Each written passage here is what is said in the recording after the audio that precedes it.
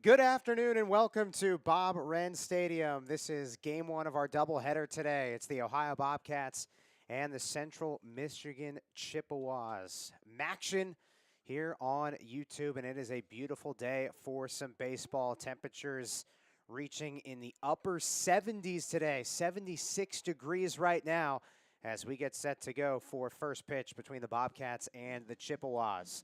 Bobcats come in with a 4-11 record overall, 0-3 in conference play. Got swept against Bowling Green at home last weekend, but every single game was decided by 3 runs or less, so close contests.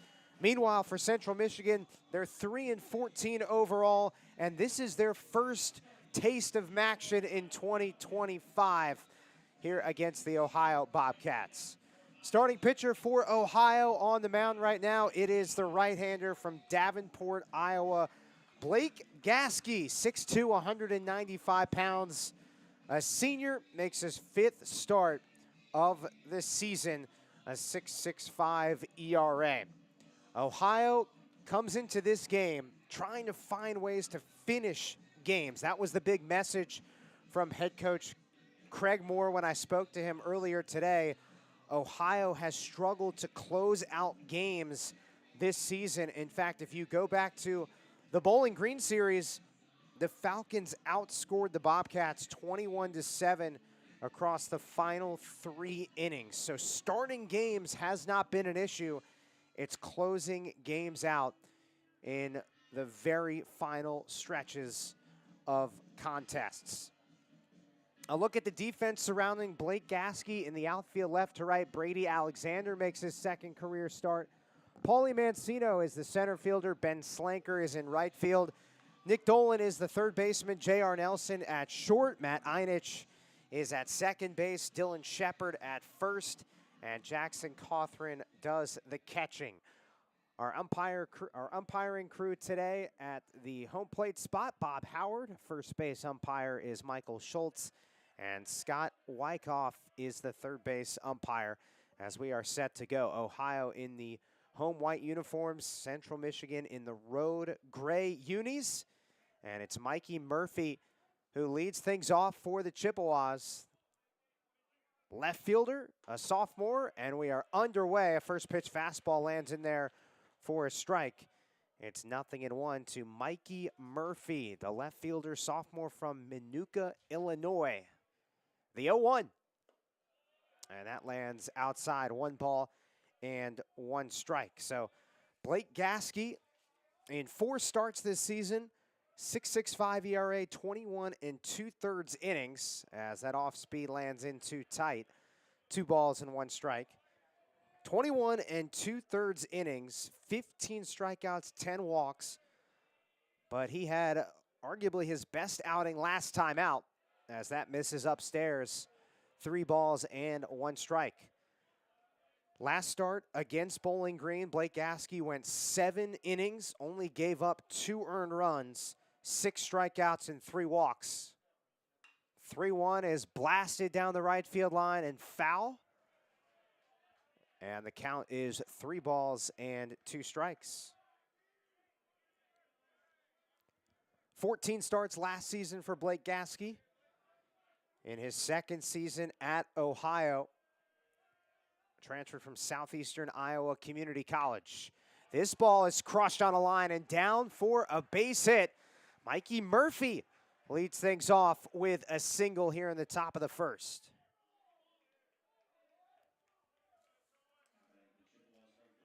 Cole Prout, right fielder, junior from Standish, Michigan, steps to the plate. Central Michigan is a very young team, 5 seniors and 23 newcomers on the roster. Quick look over at first, and that was a big part of what we talked about. Coach Sable and I, Jake Sable, the 2nd-year head coach at Central Michigan, played at Central Michigan, just trying to get his team in a groove and in rhythm. With all these new pieces on the roster, Coach Sable emphasized creating our own path. A lot of previous success for this Central Michigan baseball team. 15-time MAC regular season champs, 4-time MAC tournament champs, most recently in 2022. But trying to just carve their own path here this season in 2025. That's the big message from head coach Jake Sable.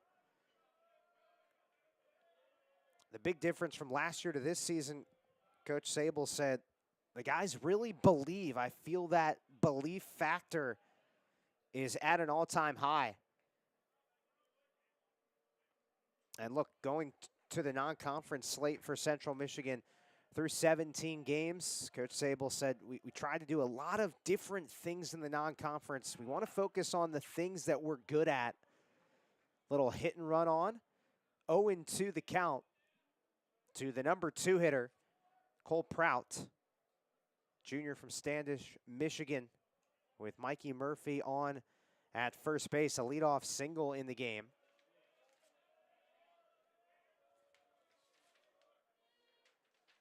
Prout 6'3", 215, making his 17th start of the season. Leads the team in home runs with 3 and RBIs, but he also has the most strikeouts as well. That pitch rockets high for ball 1. 1 ball and 2 strikes. 19 strikeouts. That's the number that Cole Prout trying to limit that number from getting higher and higher.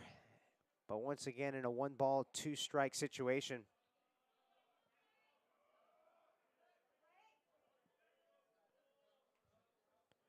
Runner at first with nobody out. Blake Gasky on the mound for the Bobcats, and the pitch swung on and missed. Strike 3.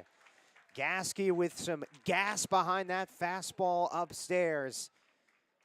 And that is his first strikeout of the game. Next batter is Caden Smith, the freshman shortstop from Lake Isabella, Michigan.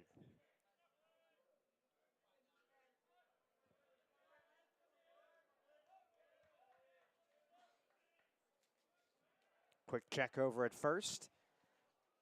Again, Mikey Murphy, he does have wheels over there. Gets great jumps, has a pretty good lead. And there he goes. Pitch is low for a ball. Cothran's throw down to second is in time.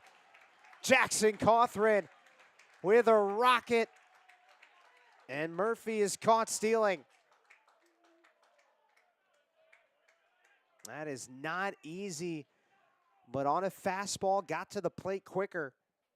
And Murphy is out after a leadoff single. 2 down. Caden Smith, freshman shortstop, 277 average this season, 12 starts, and a two-way guy. He also pitches for this Central Michigan team. Not as much of an impact in that department compared to his bat, which has been splendid in his first season in Mount Pleasant. In fact, pleasant surprise, according to head coach Jake Sable. Here's the 1-1 on the outside corner, strike 1-2.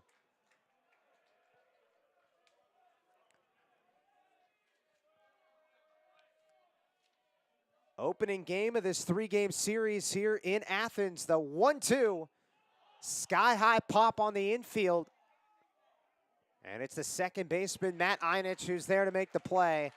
And the inning is over. So a 1-2-3 inning. Blake Gasky gives up a hit, but Jackson Cothran with the rocket down to second, caught stealing. Murphy out. And we go to the bottom of the first inning. After this, Ohio bats for the first time. This is game 1 of our doubleheader. Ohio and Central Michigan live from Athens.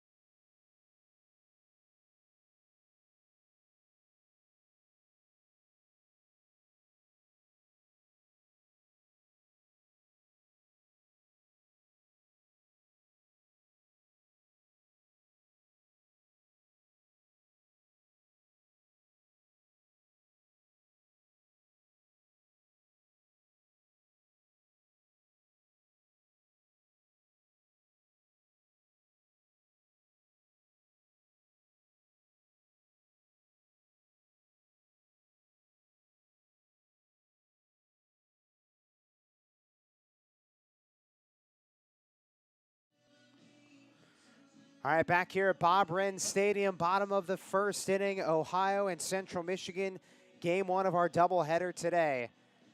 This was supposed to be 3 games in 3 days, but with some weather in the forecast on Sunday, bumped up to a doubleheader today and 1 game tomorrow. This is Ohio's first crack offensively. Bobcats searching for their first MAC win of the season in Game 4 of MACtion. And leading off for the Bobcats is Matt Einich against the right-hander Alejandro Espinoza from the stretch, and that misses inside. 1 ball and no strikes. Espinoza, senior, 5'9", 185 pounds from Lake Forest, California, works really quickly. And Matt Einich also locked in. He's got a single to start the bottom of the first inning.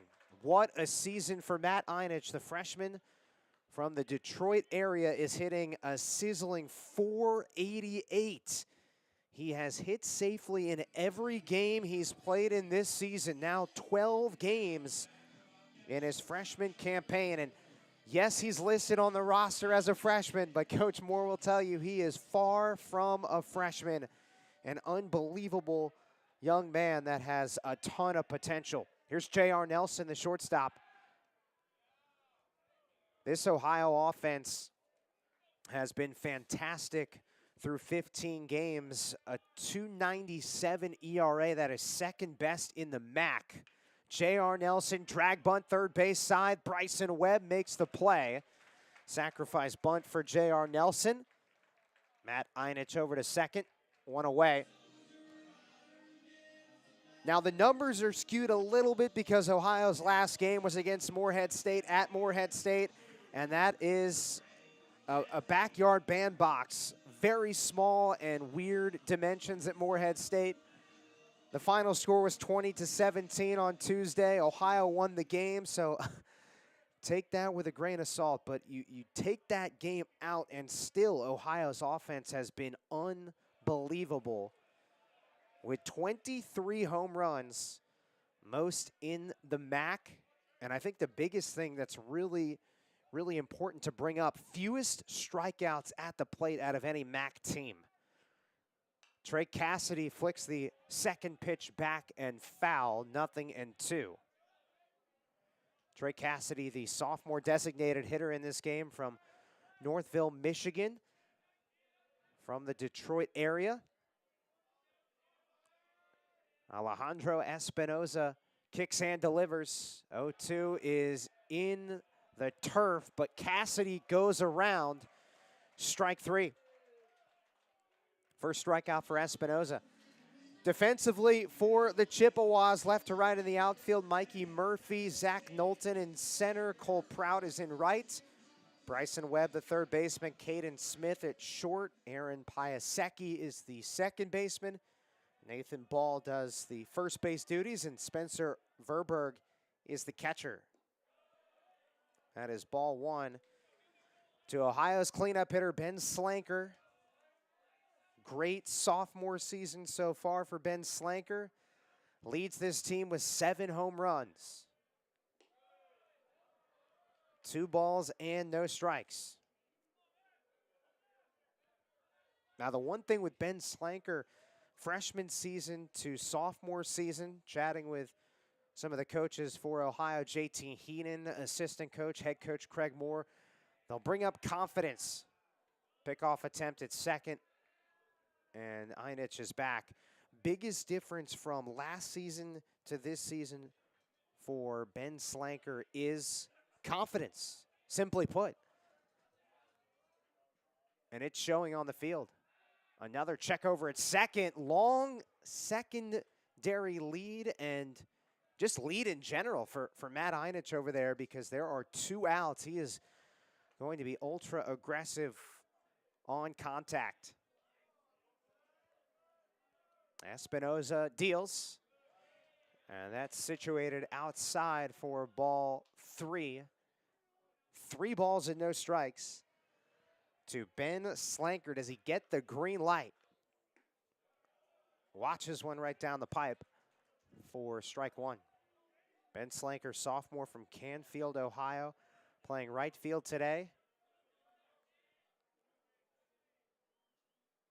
And this ball is smashed on the ground. One hop. Piasecki makes the play, and the inning is over. So both teams put a runner on, but that's it through one inning. We go to the top of the second next in our series opener doubleheader today at Bob Wrenn Stadium here in Athens.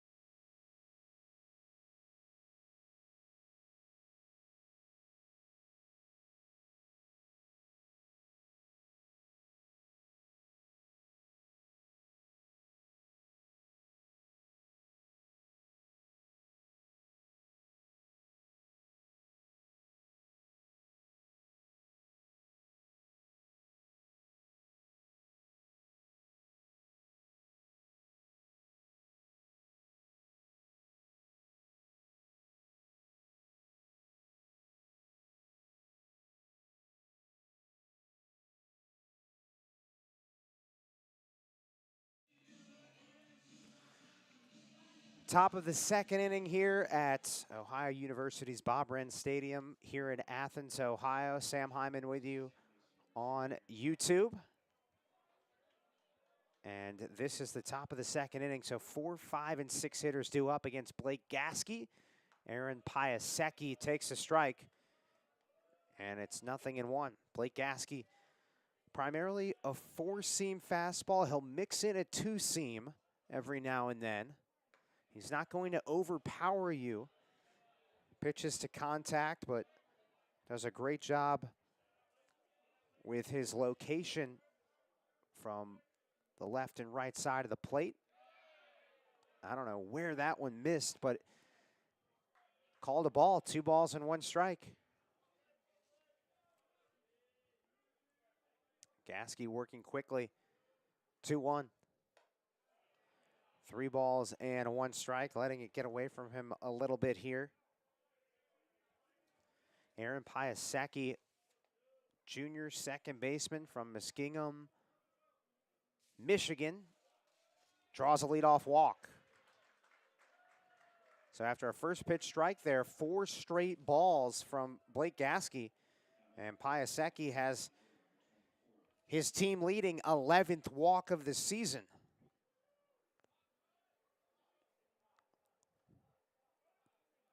Jake Catella at the plate, redshirt sophomore designated hitter from Lombard, Illinois.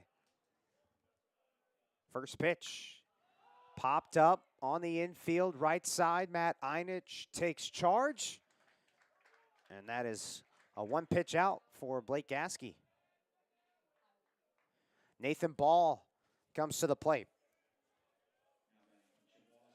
Mentioned earlier, Central Michigan, a very young team, 5 seniors, 23 newcomers. And I thought this was interesting coming from Jake Sable, head coach, second season. He said the greatest strength of our team right now is curiosity. We want to learn, we want to know, and try to get better every single day. But that buzzword, curiosity, really resonates with this team. Still trying to get better. Haven't played their best ball yet. Have had some tough games this season. 3-14 overall for the Chippewas.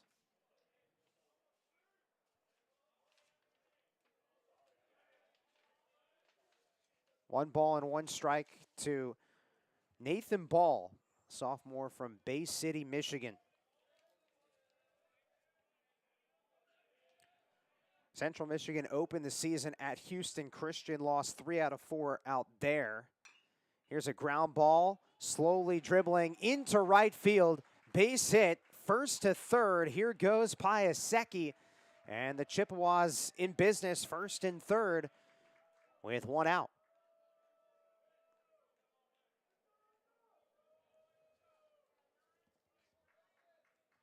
Nathan Ball with the second hit of the game for the Chippewas.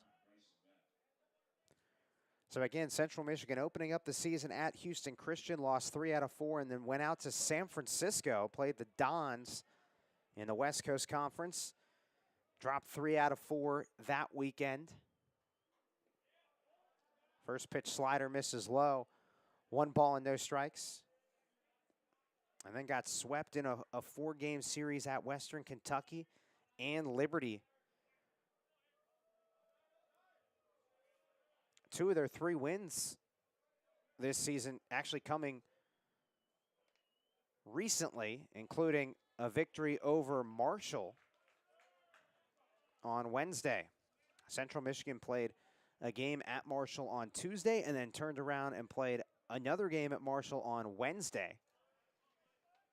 And then coming straight from Huntington, West Virginia to Ohio. In fact, Central Michigan practiced here yesterday at Bob Wrenn Stadium. So an extended trip for the Chippewas away from Mount Pleasant.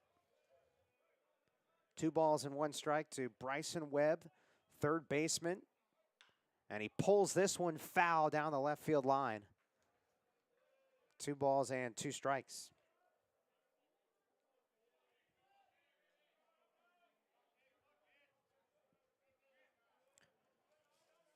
Bryson Webb, this season, he is hitting .333, 9 games, and this is his 5th start of the season. Another check over at first.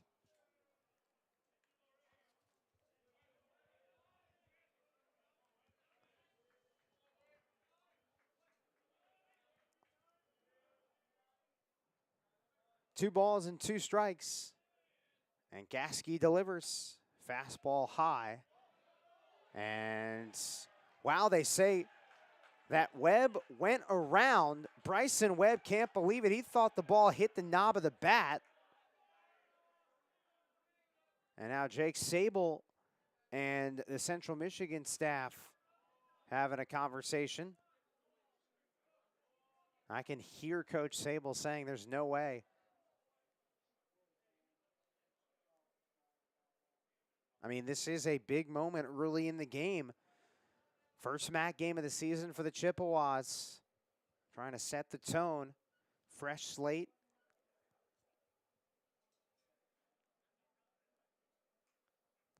Our umpiring crew, Scott Wyckoff, Michael Schultz, and Bob Howard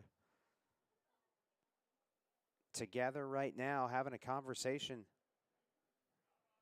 I didn't hear it hit the knob of the bat, which would have been a foul ball. And so Bryson Webb is called out on strikes. Second strikeout for Gasky and a big out, 2 outs. Here in the top of the second inning. And inning Central Michigan has 2 runners on, first and third. And now it's the catcher, Spencer Verberg, redshirt junior from Granville, Michigan.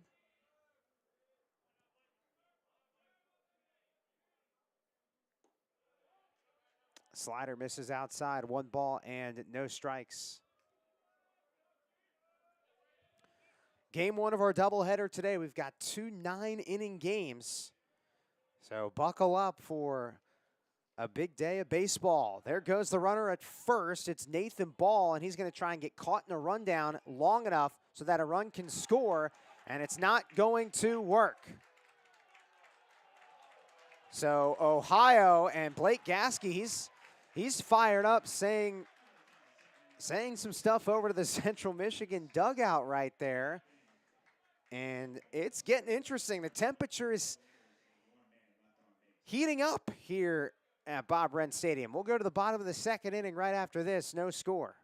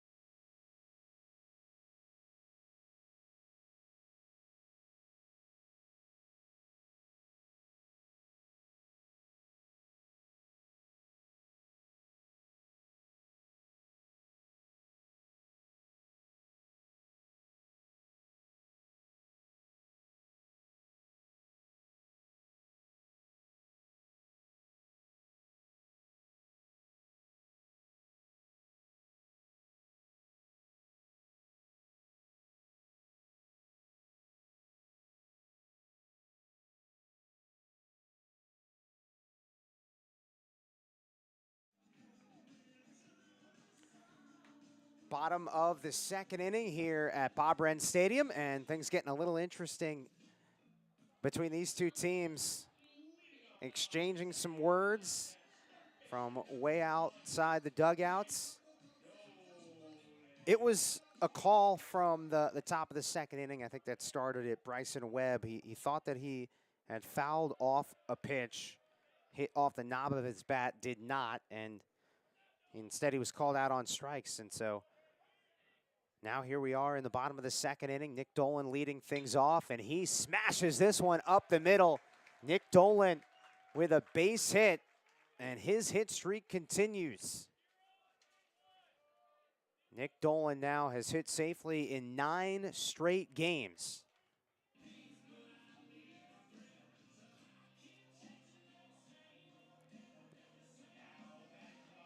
So the second hit of the game for the Bobcats, and here comes Jackson Cawthron, junior catcher from Murfreesboro, Tennessee. Alejandro Espinoza delivers, and that lands on the top of the zone for strike one. Ryan Sable, head coach of Central Michigan, told me that all 3 starters this weekend, they'll hover around 88 to 91 miles per hour with the fastball. This ball is shot into left, and Mikey Murphy makes the catch for out number 1. So 88 to 91 miles per hour roughly on fastballs from all 3 starters this weekend for Central Michigan. Alejandro Espinoza, though, in the past, he has gotten his fastball up to 93, 94 miles an hour. Espinoza is in his first season at Central Michigan. This is his 5th start of the season, an 8.84 ERA coming in 18 1/3 innings. A guy that has a lot of different pitches in his back pocket. Fastball, slider, curveball. He's also got a changeup with a little bit of a split finger action on the changeup. Paulie Mancino digs in for Ohio. The sophomore from Westlake, Ohio. .333 average in 2025. Strike one. Paulie's been a big factor for this team since he got to Ohio. Hit .248 last year in 36 starts. And he's a guy that's also really electrifying on the defensive side as well. Plays an excellent center field. Played right field mostly last year with A.J. Roush in center field. A.J. transferred to Michigan, so now Paulie is the main guy in center. He's already made some diving catches this season. And I remember Coach Moore telling me last year that Paulie's one of the most athletic players I've been around. 2-strike approach here for Mancino. That was the one thing Coach Moore told me earlier today when I asked him about the offense. He said, I love what we're doing with 2 strikes. Our 2-strike approach has been tremendous. And that tracks because Ohio has the fewest strikeouts out of any MAC school right now, just above 100 total in 15 games. 1 ball and 2 strikes. Another check over at Nick Dolan, first base. Trying to make some noise. Bobcats and Chippewas, 2 9-inning games today. And 1 more tomorrow. Espinoza from the set looks over at first. Long pause here. And Mancino skies this one into right center field. It is down. Extra bases. Paulie Mancino. Here comes Nick Dolan without a throw. And it's Paulie's playground today. An RBI triple, and the Bobcats lead 1-0.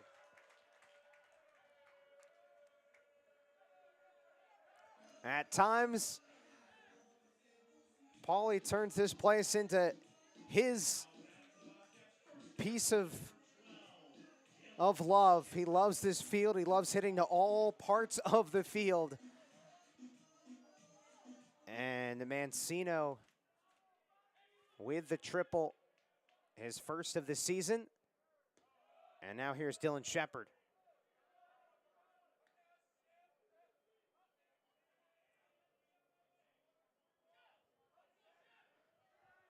Espinoza, here's a ground ball foul.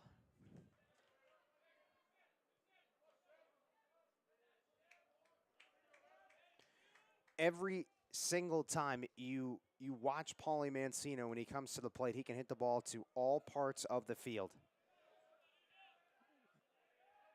He makes this place his backyard. He decides what to do with it. Here's a fly ball in the air, right center field, and it's caught, Zach Knowlton, but that gets a run in. Mancino scores, sacrifice fly RBI, Dylan Shepard. And Ohio leads 2-0 with 2 outs now in the bottom of the second inning. They're talking about that 2-strike approach. Mancino, he got the triple with 2 strikes on him. Coach Moore emphasized how great Ohio has been with 2 strikes. Here's Brady Alexander.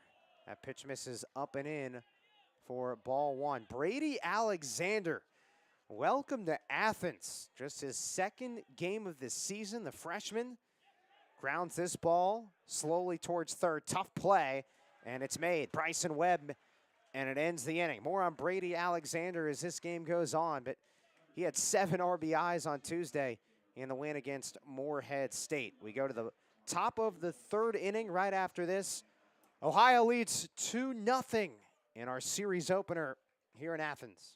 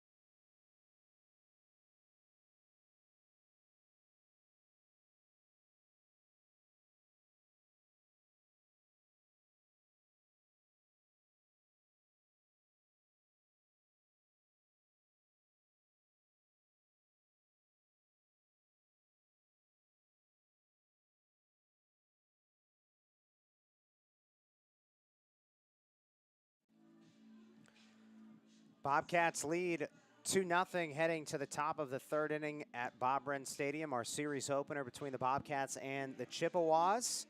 Sam Hyman with you from Athens, Ohio. Our 3-game series was supposed to be 3 games in 3 days. Instead, 2 games today, 1 game tomorrow with weather on Sunday. First pitch strike from Blake Gasky. Hits the top of the zone. Spencer Verberg at the plate. He was at the plate last inning for the Chippewas, but Ohio ended the inning, caught stealing. Jackson Cawthorn has thrown 2 guys out on the base paths already. And now Gasky quickly looking for his 3rd strikeout.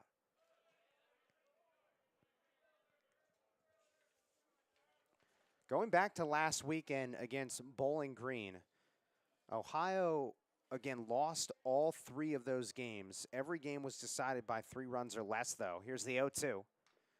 Foul tip off the slider. Every game was close. And on top of that, you look at the Bowling Green Ohio series, and the one thing that really stands out is Ohio's starting pitching went deep every single time, every single game. Verberg is out on strikes. 3rd strikeout for Gasky. 1 down in the top of the 3rd. Every single Ohio pitcher, starting pitcher, so the 3 starters last weekend, Hudson Bonkel, Dylan Masters, and Blake Gasky, those 3 guys lasted at least 6 innings. Gasky went 7 innings in his start against Bowling Green. 1 ball, no strikes to Zach Knowlton, junior from Olathe, Kansas, out of Spring Hill High School. 1 ball and 1 strike. First season at Central Michigan for Zach Knowlton. One of the 23 newcomers on Central Michigan's roster. 1-1 is just outside. 2 balls and 1 strike. Zach Knowlton hitting .271 this season, a big surprise according to head coach Ryan Sable. 2-1 is clobbered high and deep to left field, still going, and goodbye! Zach Knowlton, his first home run of the season, and Central Michigan is within 1 run, a solo blast.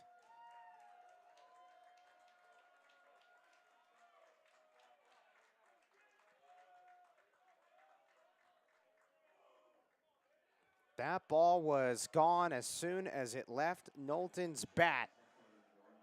And that's one way to extend your hitting streak. 8 straight games with a hit for Zach Knowlton. And it turns the lineup over to the top, where Mikey Murphy takes a strike.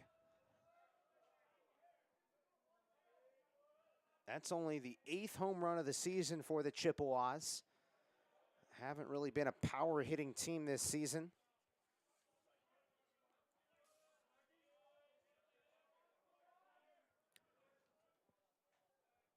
One ball and 1 strike. Here's the pitch.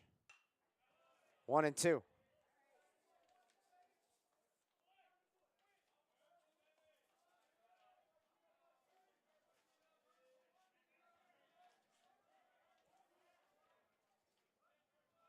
Mikey Murphy singled his first time up, the leadoff hitter for the Chippewas, and that ball barely misses outside. It is 2-2. Mikey Murphy hitting .278 this season in 9 games coming in. Here's the 2-2. 3-2. Murphy dealt with an injury-shortened campaign last season in his freshman year. 20 starts.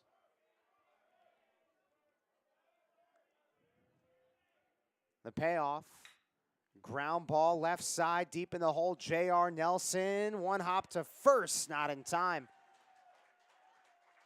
And the speed of Mikey Murphy has been on display a couple of times now. It's an infield single.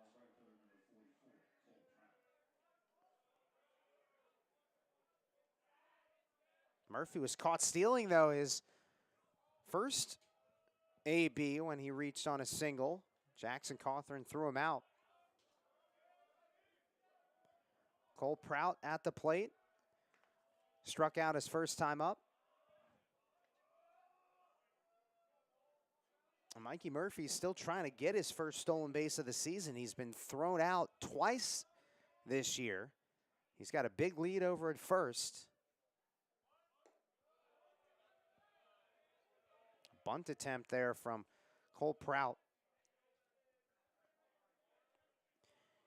In 2 games earlier this week against Marshall at Marshall, Prout 0 for 4, then bounced back, though, on Wednesday, 3 for 5 with 2 RBIs.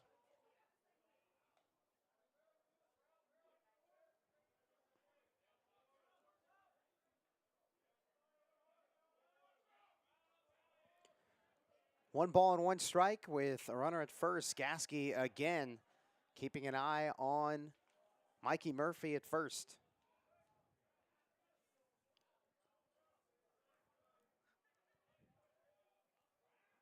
2-1 ball game here in the top of the 3rd inning. That hits the inside corner for a strike, 1-2.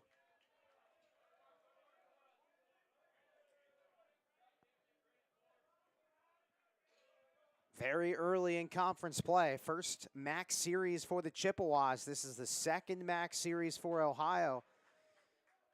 That was one thing Coach Moore told me, is just Even though we got swept against Bowling Green, it is very early. There's still a lot of baseball left. We have a lot to accomplish. And Ohio is a team very, very hungry to make some noise this year. They have been held out of the MAC tournament each of the last 2 years. Mikey Murphy really dancing over there, having his own party on first base. He's getting some serious leads over there. His secondary lead has been massive. Just trying to get in the head of Blake Gasky on the mound. Dead ball. And it hits Cole Prout. Blake Gasky and Jackson Cawthorn thought that Prout leaned into the pitch, and Craig Moore is also having a conversation briefly with the umpire, saying, hey, that looked like Cole Prout leaned in, and the ball hit him after he leaned in to the pitch.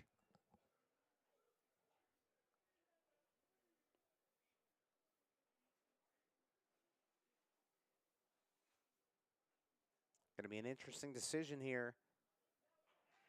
They're not going to overturn it. And so now Central Michigan with runners at first and second. And only one out.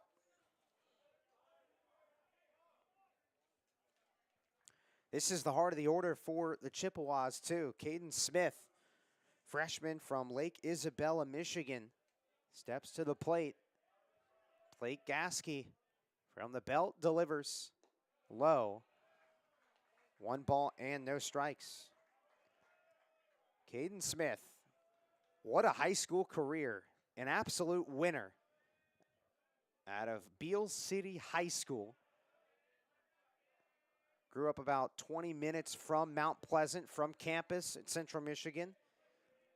One of the biggest bright spots of Caden Smith's high school career, he struck out 8 batters and threw a perfect game in the 2024 Division IV State Championship game. Pulls this one foul, and that was as a pitcher. A perfect game. He's primarily used here at Central Michigan as a position player, but through a perfect game, the first perfect game in MHSAA Finals history. It happened in the state championship at the D4 level in high school. 1-2. Fly ball, shallow center field. Paulie Mancino charges in, called off. J.R. Nelson with a basket catch. He's got a basket that he pulled out of his back pocket and caught that baseball with it. 2 down. Not an easy play. J.R. Nelson made it look easy, drifting back there. Ohio still with a 2-1 lead. Zach Knowlton launched his first home run of the season in this inning. Solo shot, so it's 2-1 right now. Here's Aaron Piasecki, a junior. And Gasky just a soft toss over at second.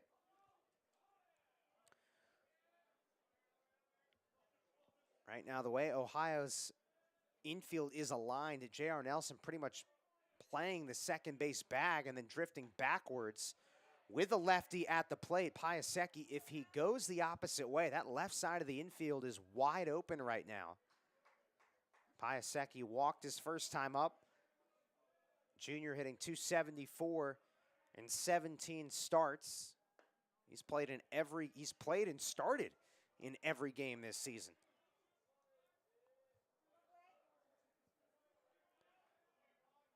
One ball and 1 strike to Aaron Piasecki.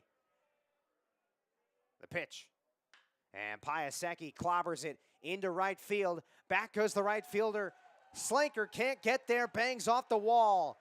1 run is in. Here comes another all the way from first, Cole Prout, and it's a 2-run double for Aaron Piasecki. His 5th double of the season, and the Chippewas take a 3-2 lead here in the 3rd.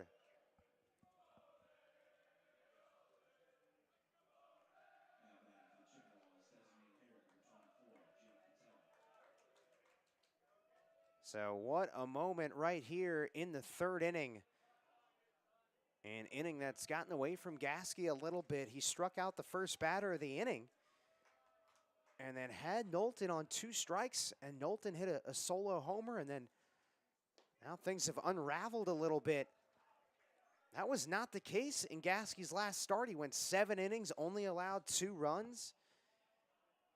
And Jackson Cawthorn now making his way to the mound to chat with Gasky.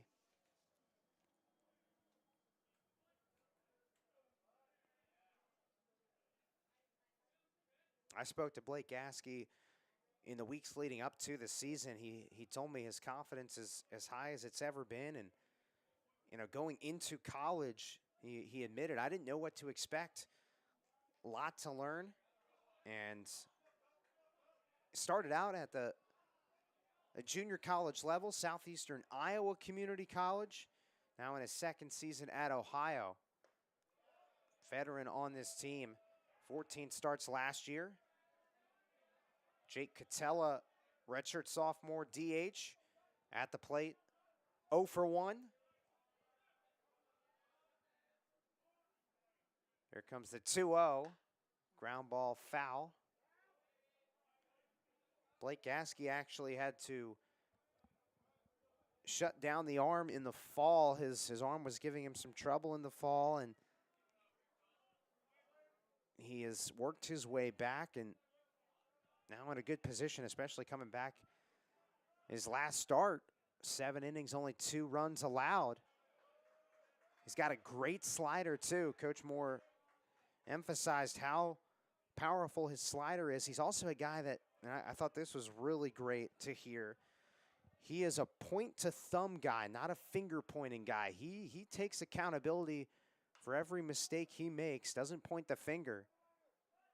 That ball's foul.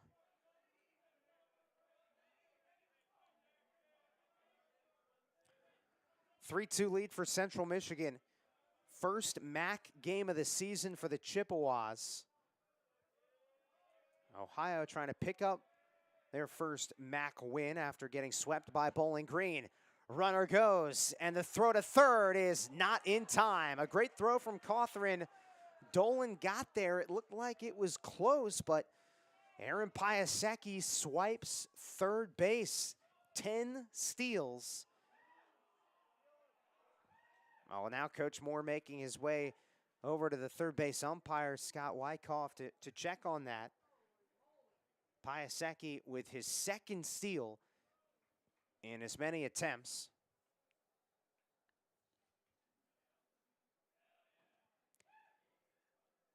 It looked like the ball got there before Piasecki reached third base on that headfirst slide. However, I'm not so sure the tag got there in time. Dolan had to catch that from his belt buckle or from the letters and then reach all the way down to try and get the out.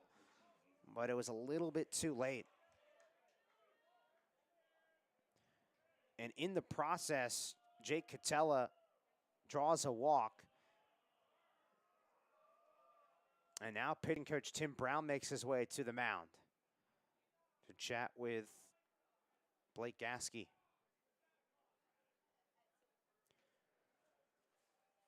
So definitely an inning that is turned upside down for the Bobcats. It's still only a 1-run game, very close. Ohio's played in so many close games this season.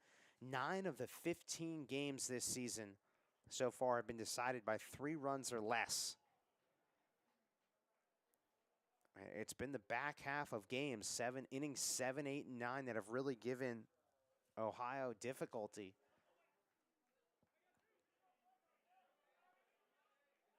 All right, so here we go with runners at the corners and only a 1-run game. Central Michigan does have 3 already coming that have come across in this frame. Looking to add more, though, with 2 outs. Nathan Ball, strike 1. Nathan Ball singled his last time up, the sophomore from Bay City, Michigan.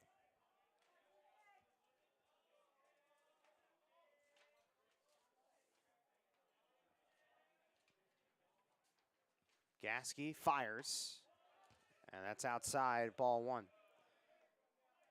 Nathan Ball making his 15th start of the season, 261 average, 6 RBIs, 8 walks, only 6 strikeouts. 1-1 is pulled fair up the first baseline, just tucked it in, and a run scores. Piasecki now rounding third. Catella all the way from first. He will score. It's a 2-run triple for Nathan Ball. First triple of the season, and Central Michigan leads 5-2.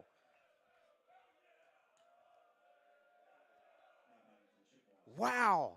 That ball got caught up in the corner down the right field line. And all of a sudden, a 5 spot here in the 3rd inning from the squad up in Mount Pleasant, Michigan.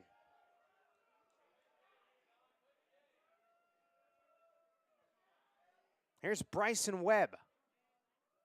First pitch swinging, cracks it into left, and that drops. A base hit, and the 2-out magic continues for Central Michigan. RBI single, and it's 6-2 Chippewas.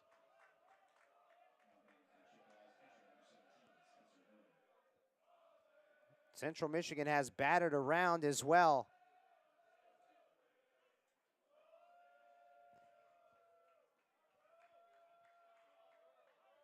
Spencer Verberg led off this inning. He struck out, and it looked like it was going to be a quiet, quick 3rd inning. And now it's 6-2 Central Michigan here in the 3rd.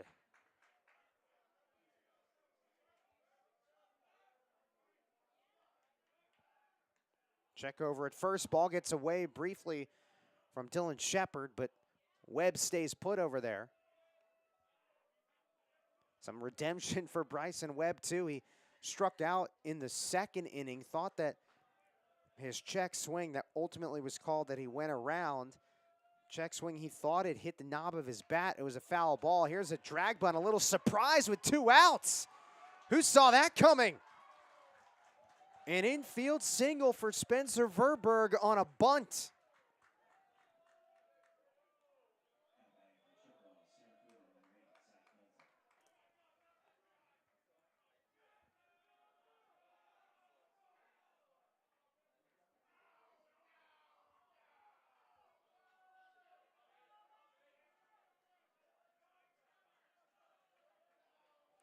And now, 1st and 2nd with 2 down.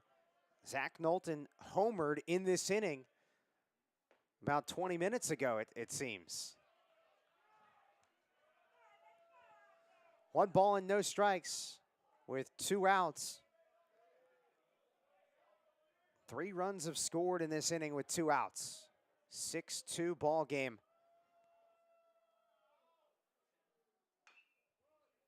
Foul ball.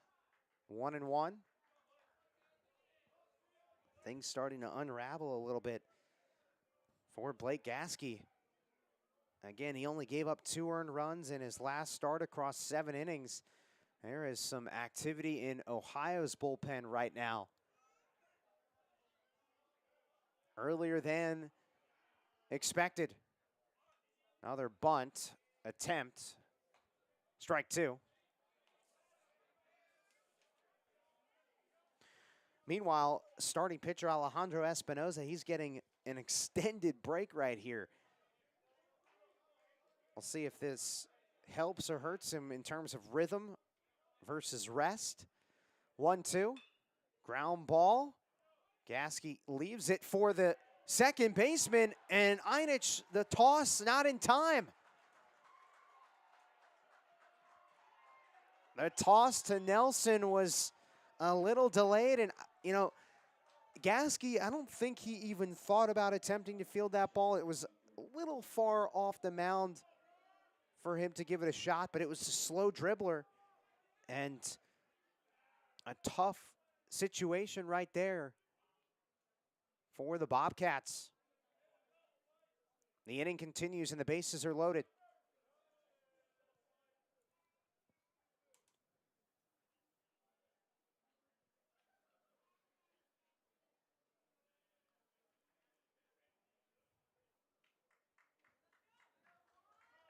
that looks like they're gonna say, well, right now time is called. Knowlton reaches on a fielder's choice. It's not a hit, but now we are going to get a pitching change. So we will take a quick break. Blake Gaskey and his outing goes a little bit sideways here in the third inning. 6 runs for the Chippewas and potentially counting, still 2 outs and the bases loaded. We'll be back in a moment here in Athens.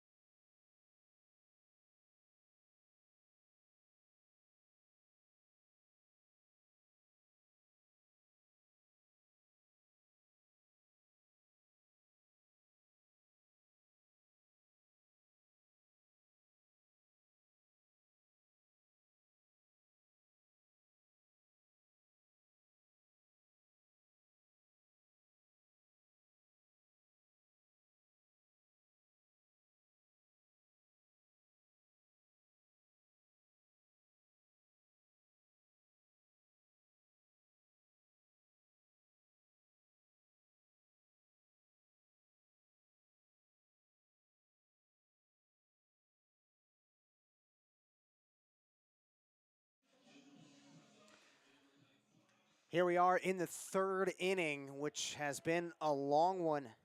6 runs for Central Michigan, and the bases are loaded with 2 outs for Mikey Murphy, his second at-bat in this inning. Blake Gaskey removed from this game. The new pitcher for the Bobcats is senior Tyler Peck. Now that misses low, ball 1. Ohio looked like it was going to get out of the inning. Zach Knowlton, slow ground ball to second base, but the flip to the second base bag was not in time. And so the inning continues. 1 ball and 1 strike to Mikey Murphy. Infield single his last time up. And here's Tyler Peck. 7 appearances this season. Waves and misses, strike 2 on Mikey Murphy. 6.10 ERA for Tyler Peck in 7 relief appearances, 10 and a third innings. 10 strikeouts, only 1 walk.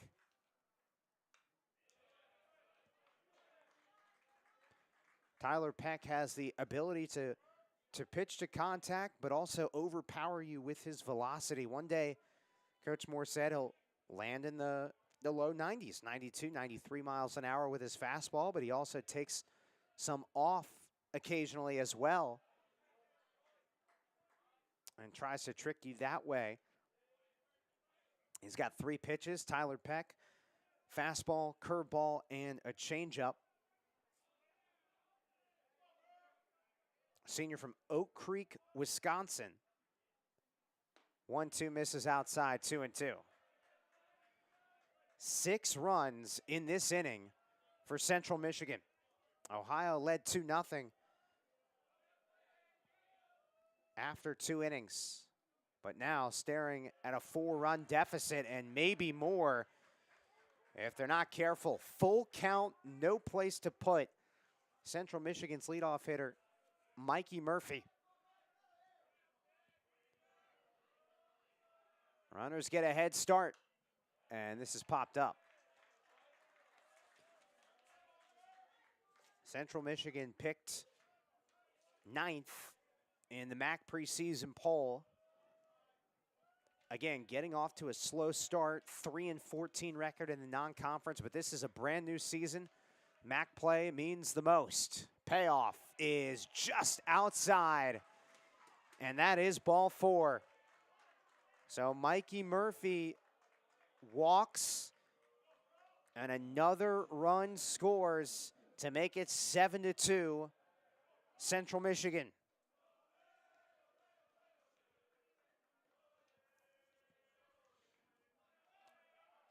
Cole Prout at the plate. That was only the second walk of the season issued by Tyler Peck. So going way back in this inning, which is now, I feel like it's maybe been close to 30 minutes, at least 20 minutes. Here's a high fly ball down the right field line. Long run for the right fielder, and Slanker can't get there. It's a foul ball. Cole Prout was the one that got hit by a pitch in this inning, and it looked like he may have leaned in and gotten hit in the process. Coach Moore and Ohio, they wanted to get the umpires together to discuss it briefly, and they did, but ultimately ruled that Prout was hit by the pitch. He did not lean in, so the inning continued. 0-2. Wow, that barely missed outside. Ohio's dugout can't believe it. And it's 1 ball and 2 strikes to Cole Prout. Bases loaded, 2 down, the pitch. Outside, and it's 2-2. A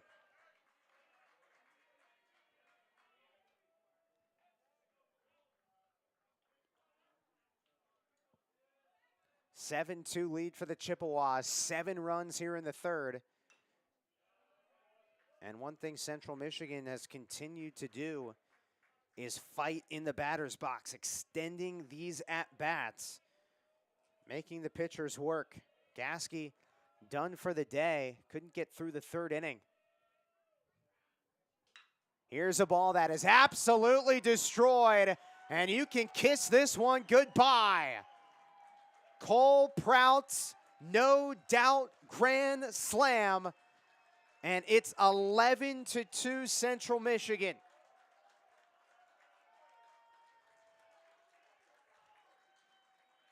Parked that ball near the softball field here in Athens.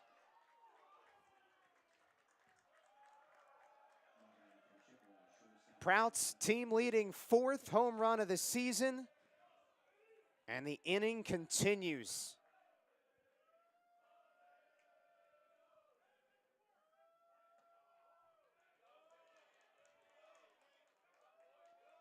Caden Smith at the plate. That Central Michigan dugout is the only thing that's making noise here at Bob Wrenn Stadium right now, as this place is quiet. 1 ball and 1 strike to Smith.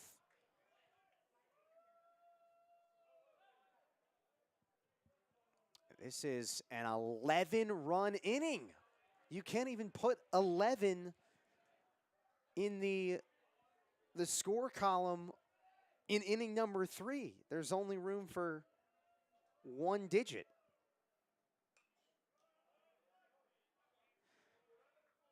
Two strikes now on Caden Smith.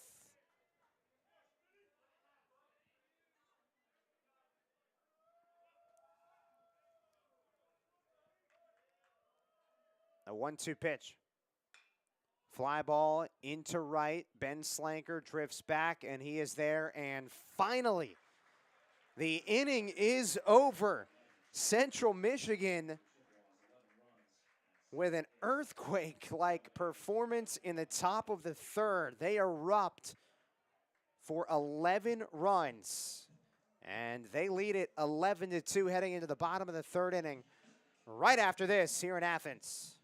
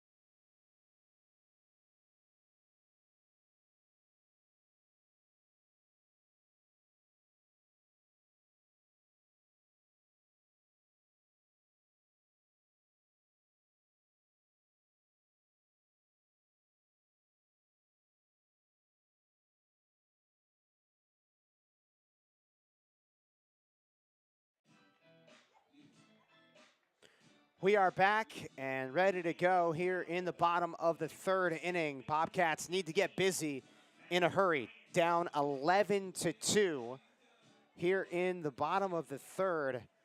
Sam Hyman back with you on YouTube. Bob Wren Stadium. Alejandro Espinoza had a lot of time to maybe go get some food somewhere and come back to the mound, because the top of the third inning took about 25-ish minutes or so. 11 runs on 7 hits, including a grand slam from Cole Prouts. Here's Matt Einich leading things off for Ohio. Singled his first time up to extend his hitting streak. He has hit safely in every game he's played in this season, 12 games for the freshman from South Lyon, Michigan, and he lines out to the shortstop, Caden Smith, for out number 1. Tell you what, folks around the Mid-American Conference, baseball-wise, you got to pay attention to Matt Einich. He is not a freshman, even though he's listed as a freshman. An absolute worker with confidence, a very quiet personality. Coach Moore even jokingly said, I think I've heard Matt Einich say 10 words since he's been here back in August. A guy that works hard and gets rewarded for it. All right, here's J.R. Nelson. Sack bunt his first time up.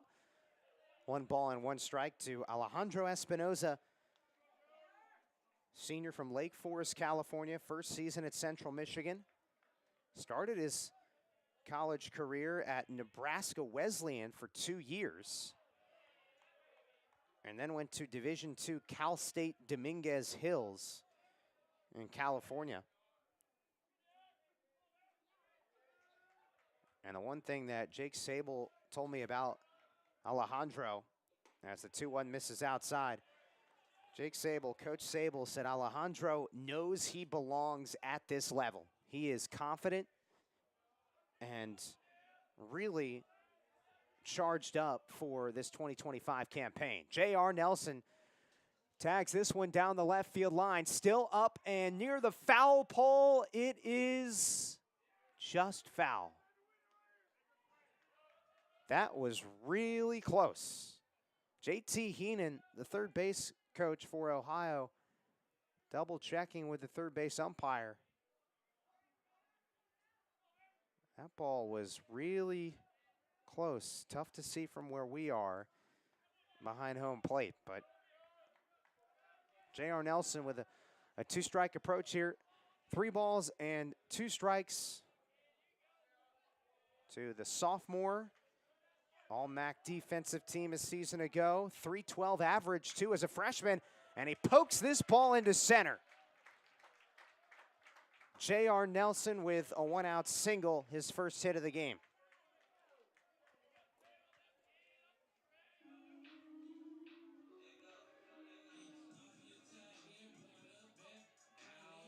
And now Trey Cassidy makes his way into the lefty batter's box.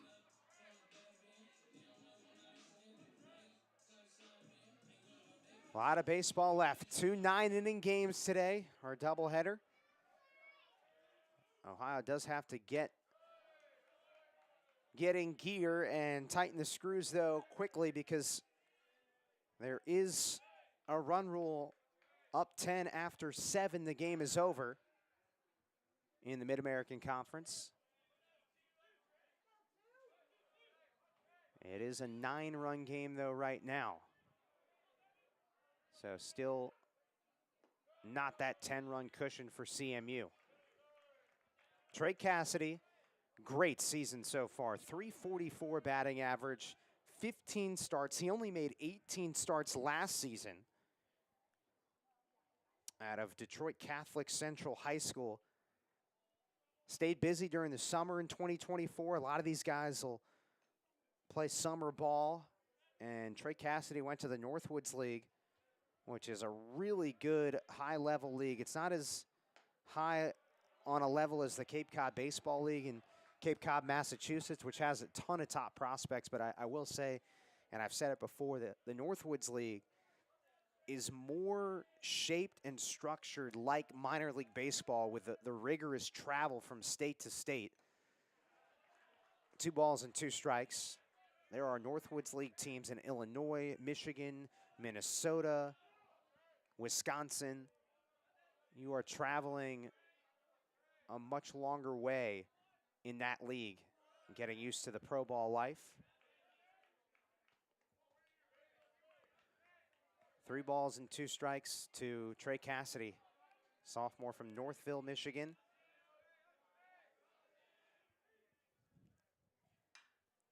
Fly ball down the left field line. Mikey Murphy sprints after it. It's out of play.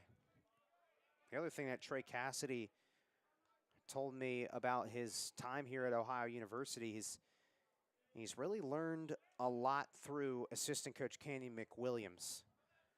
Canyon McWilliams said that, or Trey said that Canyon really helped him learn the mental side of the game, or how to handle the mental side of the game a lot better. Canyon told Trey last year, hey, if you're struggling, go talk to someone, you know, and Trey did that, and now he sees a sports psychologist, and they have essentially outlined a routine for him to have regularly each day, and he says it helps him focus on the present moment. Line drive, and it squeaks past the diving Caden Smith. A base hit for Cassidy. He wants more, and J.R. Nelson goes first to third. Bobcats in business, second and third with 1 out.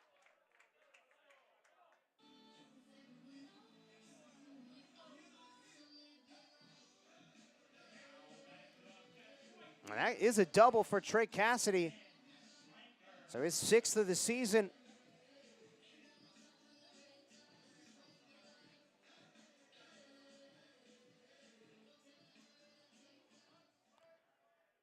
Ben Slanker, sophomore right fielder, takes the strike.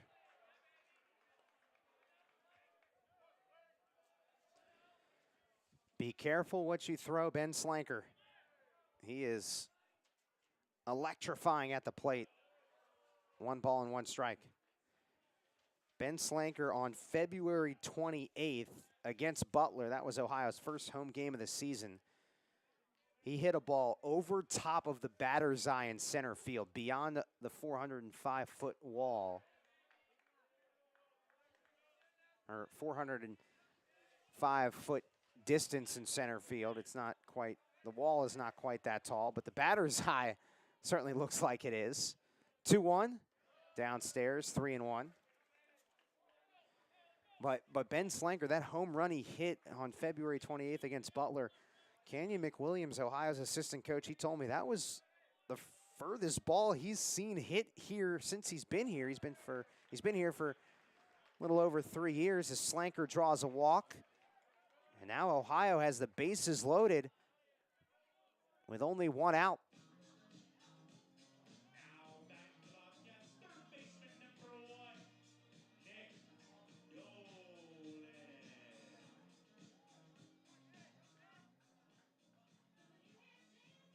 Time is called.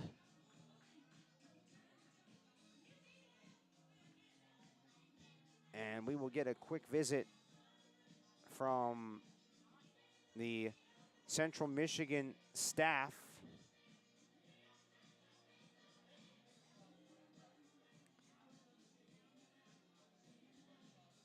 Jake Sable is the head coach, assisted by Doug Walters, Aaron Hilt, Justin Sumner, and Jonathan Vance, the director of pitching performance.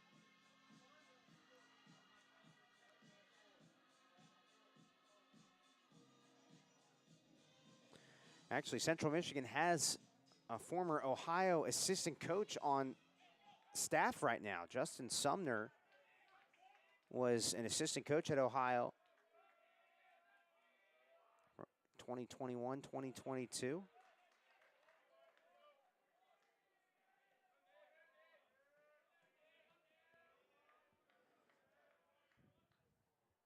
Another curveball fools Nick Dolan, strike 2. Nick Dolan singled his last time up. He has hit safely in 9 straight games. The 0-2. Swung on and missed, strike 3. Breaking balls for Alejandro Espinoza, and he gets the strikeout, a big one. Now 2 outs, and he's got a chance to get out of a jam.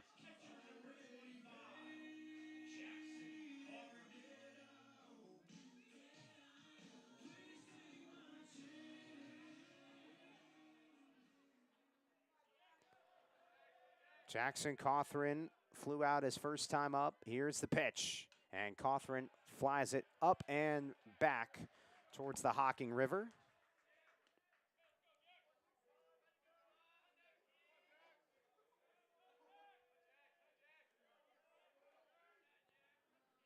Junior from Murfreesboro, Tennessee.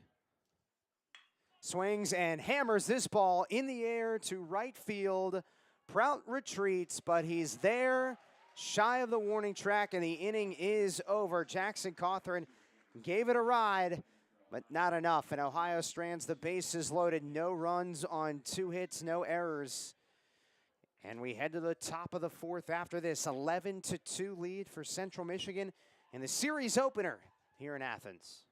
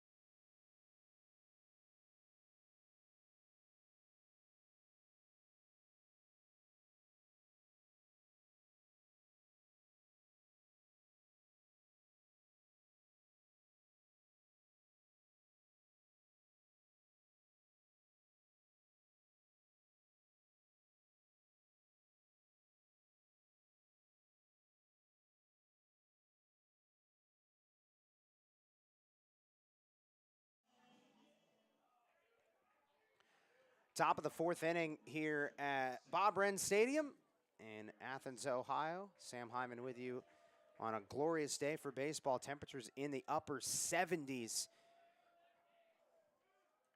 And the temperature on Central Michigan's bats today have been really, really hot as well. They have turned it up. 11-2 lead. All 11 runs coming in the top of the 3rd inning. Aaron Piasecki is at the plate.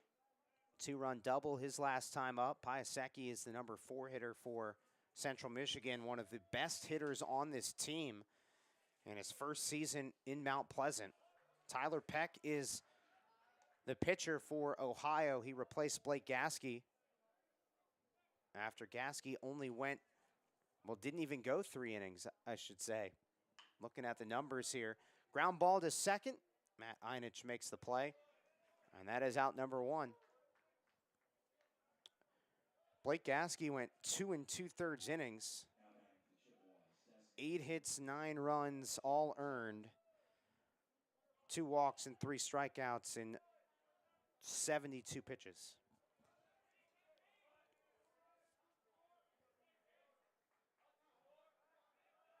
Jake Catella takes outside ball 1. Jake Catella, the redshirt sophomore from Lombard, Illinois, DHing in this game. 2 balls and no strikes. Again, the one thing that Jake Sable, head coach of Central Michigan, one thing he said was this team has been curious ever since we all got together, this group. Only 5 seniors on the roster, 23 newcomers. This is a Central Michigan program that has the most MAC regular season championships, 15-time MAC regular season championships, 4 MAC tournament titles. The last MAC tournament title came in 2022. And they were one of the best mid-major teams in college baseball. You know, you look at that 2021-2022 span, that is going to hit Catella. So a runner at first. 2021 and 2022, Central Michigan had 40 win seasons under head coach Jordan Bischel. Jordan Bischel is now the head coach at Cincinnati. But even, you know, you just look at those 2 seasons, 2021, 2022, that 2022 season making the NCAA tournament, regional, playing a regional in Gainesville, Florida, that is a great opportunity, great experience. And they actually, they won a big-time elimination game in the Gainesville regional on a walk-off hit against Liberty. So they've also tasted victory in an NCAA regional recently, 3 years ago. They've also put some student athletes in the big leagues as well. As that is a strike 2-1 to Nathan Ball, who tripled and drove in 2 runs his last time up. 2 balls and 1 strike with 1 out here in the top of the 4th. That's high, 3-1. Some of the names that really come to mind when you think of Central Michigan baseball and guys going to the next level, especially recently in terms of a transaction that happened, Dietrich Enns. Here's a ground ball to second. Einich ranges to his left, and the throw is offline. And everybody is safe. Dylan Shepard forced to come off the bag, and that is an error on Matt Einich, a rare error. Back to Dietrich Enns, though, 33 years old. He was recently invited to the spring training facility with the Detroit Tigers this year after a 3-year trek through Asia. Signed a minor league contract as well. Dietrich Enns, a pitcher who spent time at Central Michigan and was actually teammates with Central Michigan head coach Jake Sable. Jake Sable was a pitcher as well from 2007 to 2011 and was drafted by the Detroit Tigers in 2011. Here's a bunt, third base side. Bryson Webb drops it down beautifully, and the sacrifice works. Nice play, Tyler Peck gets Webb out. And with 2 outs, Central Michigan has runners at second and third, trying to add to this 11-2 advantage. And the batter is Spencer Verberg. I asked Jake Sable about Dietrich Enns, by the way, the 33-year-old who just signed a minor league contract with the Detroit Tigers and a former Central Michigan Chippewa. Coach Sable said he was calm, cool, and collected, wouldn't overpower you, but a business-like professional. And Coach Sable tries to apply some of that to his pitchers today, being the head coach, but his background in pitching. 1 ball and 1 strike to Verberg. Josh Colmenter, also a former big leaguer coming out of Central Michigan, 7 years in the big leagues. And Zach McKinstry as well, not a pitcher, a position player, but McKinstry actually came back to talk to the team this fall.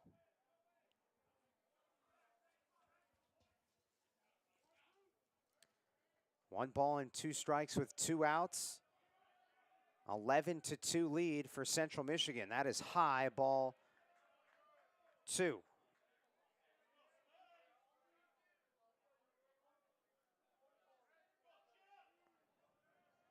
Tyler Peck with the 2-2. Popped up. Left side, and it is Nick Dolan's turn. He makes the catch, and the inning is over. So Central Michigan strands 2. No runs on no hits and 1 error. We go to the bottom of the 4th inning. Right after this, Ohio trails Central Michigan 11-2.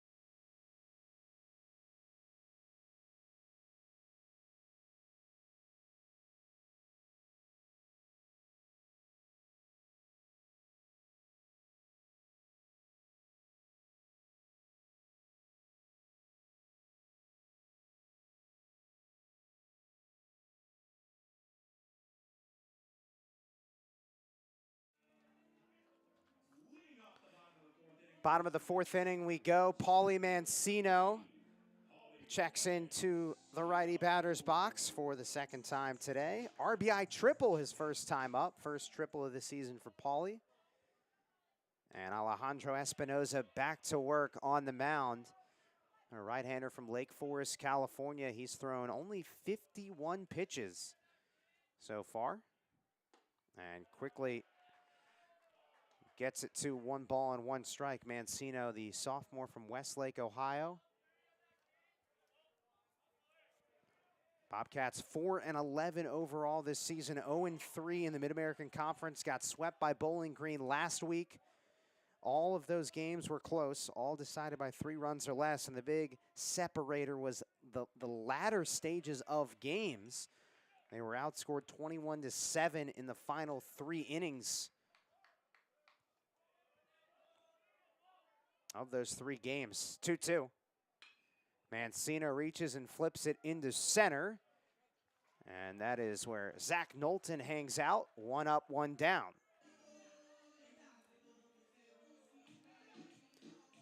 You look at Ohio recently, this is a team that has, again, they've missed the MAC tournament the last 2 seasons, but very hungry to get back to winning ways. And Coach Moore knows he's been a part of some really good Ohio baseball teams during his time here. He arrived in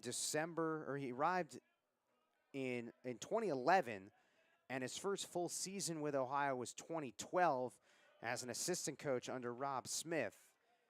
And since he's been in Athens, he watched a team win a MAC, and not just watched, he was a part of making a team put together a fantastic season in 2015. They won the MAC tournament championship in 2015 and won the MAC tournament championship in 2017.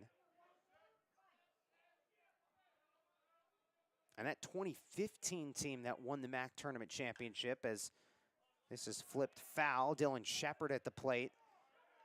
Sac fly RBI his last time up. That 2015 team had an NCAA best 25 win improvement from 2014 to 2015. Logan Cozart was the MAC championship MVP that season. And then 2 years later, winning it in 2017. Shepard goes the opposite way. And it's a 1-out single for Dylan Shepard. And his first season at Ohio, coming over from Highland Community College in the state of Kansas.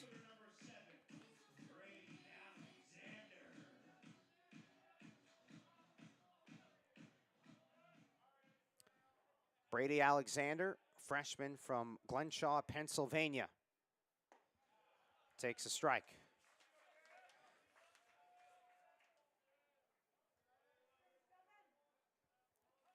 But tying a bow on just, where Ohio is right now as a program. Coach Moore, he did say at the beginning of the season that he does feel like there's some championship DNA in this team, and he would know because he was a part of 2 MAC championships in 2015 and 2017. Brady Alexander singles up the middle. Back-to-back base hits for the Bobcats. Brady Alexander, he's making his second start of the season. His first start came earlier this week.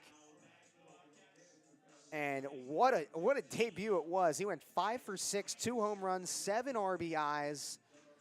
I asked Coach Moore about Brady Alexander, and he said, I don't think I've ever seen a freshman step into a game and first pitch, not first at bat, but first pitch of your first college at bat, Brady Alexander went yard, home run. Now, again, it was at Morehead State. You can take that with a grain of salt because of the way that their field is shaped and just a weird dimension. But still, that is very impressive to hit your first home run, get your first hit in college baseball on the first pitch you ever see in live game action. And that was what happened to Brady Alexander. So a 5-hit game, and here he is making his second consecutive start as this ball is low. 1-2 to Ohio's leadoff hitter, Matt Einich. 1 for 2 today, the freshman second baseman from South Lyon, Michigan, in the Detroit area. The 1-2 from Alejandro Espinoza, and no, it's not a throw to the plate. Instead, it's a pickoff at second base. Espinoza pulls that out of his hat and picks off Dylan Shepard. 2 down. Matt Einich skies this into left center field. It's still going towards the alley, and the left fielder, Mikey Murphy, makes the catch. So Ohio puts 2 runners on, and then Espinoza picks off Shepard. And we go to the 5th inning after Ohio doesn't get a run on 2 hits, no errors, and 1 left. 5th inning is next, 11-2 lead for the Chippewas in our series opener, first of 3 games this weekend here at Bob Wrenn Stadium.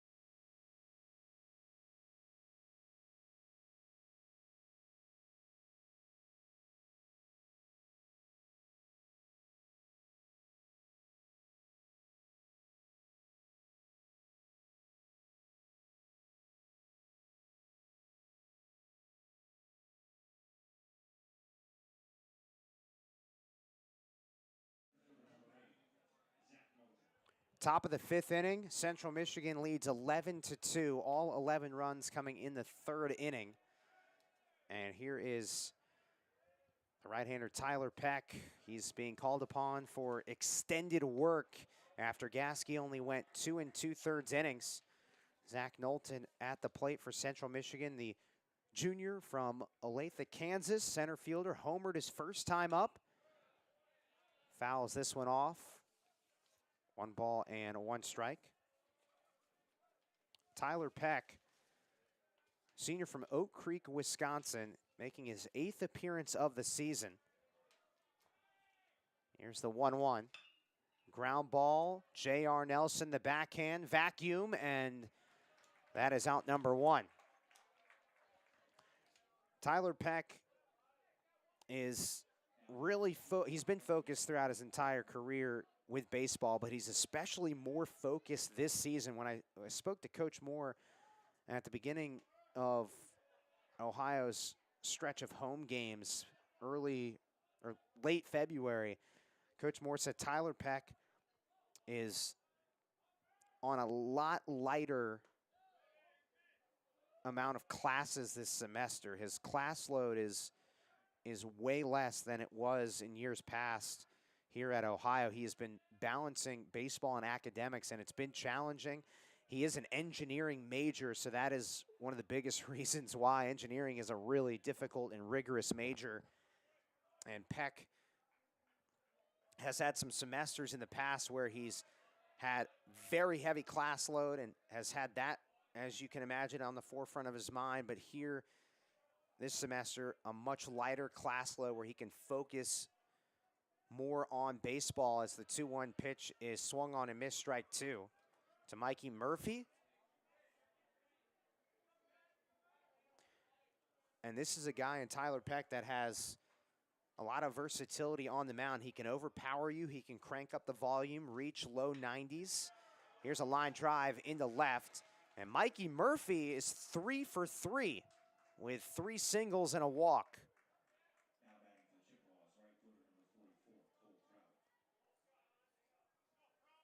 Coach Moore pointed to the series against Miami last year when Tyler Peck hit in the low 90s, 92, 93 miles an hour on that fastball.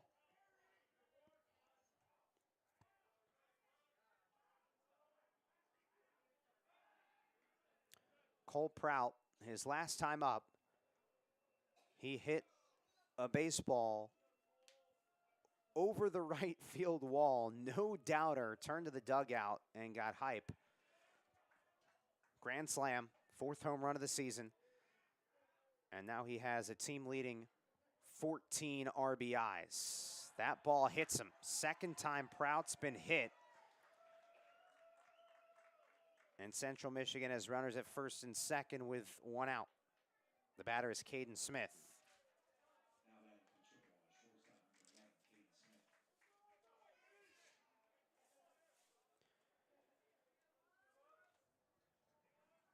Jake Sable, the head coach of Central Michigan, told me that Caden Smith is one tough customer. I'd fill our lineup with 9 Caden Smiths if I could. That's the type of player he is. He actually was a late commit to Central Michigan. He committed initially to Kent State and then decommitted. He grew up only about 20 minutes from campus, Lake Isabella, Michigan. That is strike 2, 0-2 with 1 out. In the top of the 5th inning, first MAC game of the season for the Chippewas.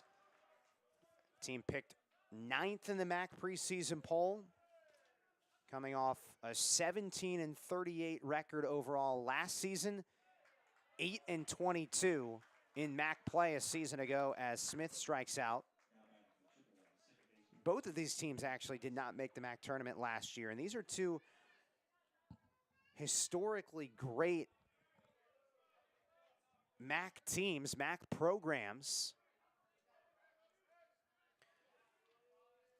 There's a lot of rich history on both sides. Aaron Piasecki grounds this one hopper, and Einich traps it in his chest, and the out is recorded. Dylan Shepard bobbled it briefly, but got it back, and the inning is over. So no runs on 1 hit, no errors, 2 men left. We go to the bottom of the 5th inning. It's 11-2. Central Michigan with the advantage here at Bob Wren Stadium.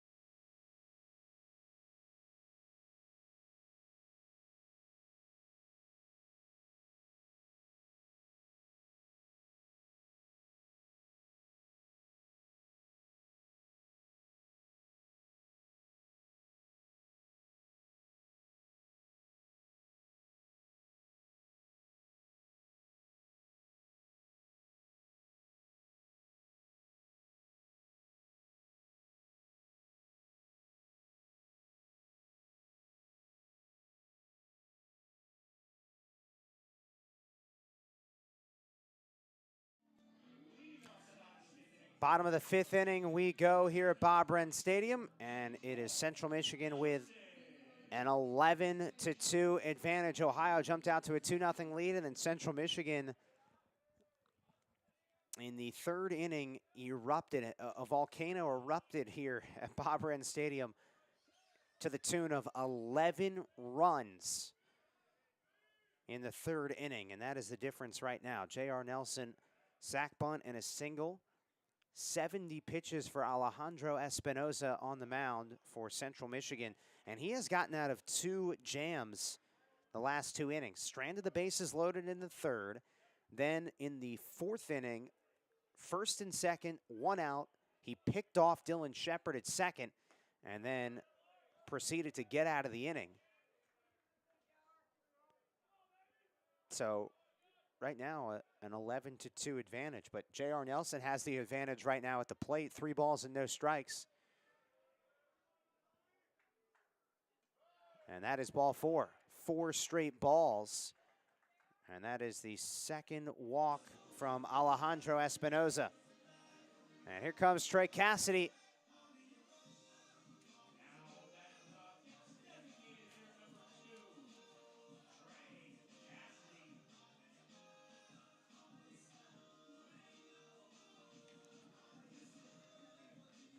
Trey Cassidy is 1 for 2 today with a double.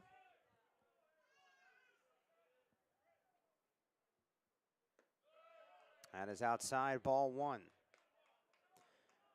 Ohio has had the leadoff man on now in 3 of the 5 innings.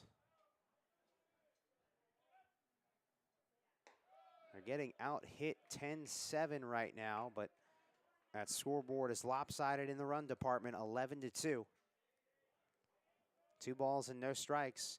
In game 1 of our doubleheader, 2 9-inning games. Nelson bluffs the steal, bouncing ball to first. Nathan Ball throws to second and gets the lead runner, J.R. Nelson. That was not an easy play. He had to short hop that. And gets the speedy J.R. Nelson for out number 1. Trey Cassidy reaches on the fielder's choice. And here comes Ben Slanker.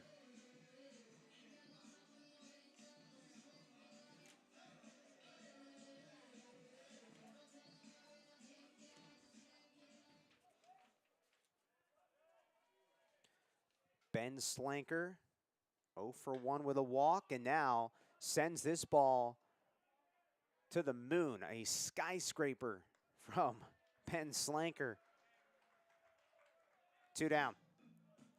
Easy play by Caden Smith.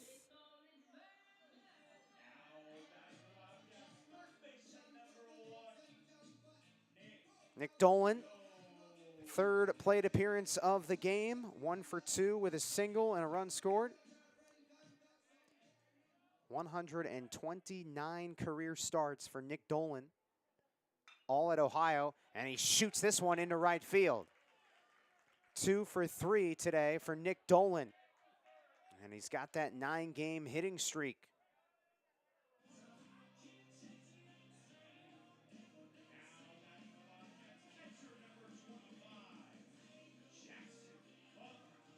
Jackson Cawthron takes a turn. He put a charge into a baseball back in the 3rd inning. Fly out towards the warning track. Alejandro Espinoza, his 79th pitch, and Cawthron takes it for a ride. And that ball is foul and may have landed over the visiting bullpen and near the softball field here at OU.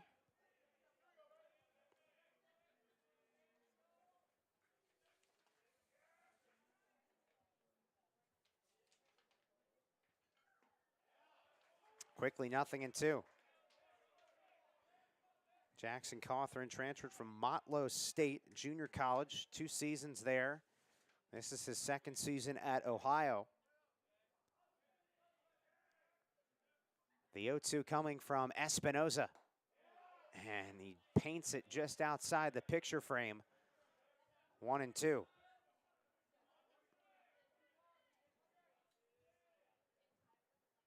Cawthron 0 for 2 today. 1-2. Ground ball to first. Nathan Ball flips it to Espinoza, and that is the end of the inning. So a breezy bottom of the 5th for Alejandro Espinoza. No runs on 1 hit. No errors. And we're through 5 innings, 11-2. Central Michigan trying to pick up their first MAC win of the season in MAC game number 1 in 2025. Come back and join us for the 6th inning right after this.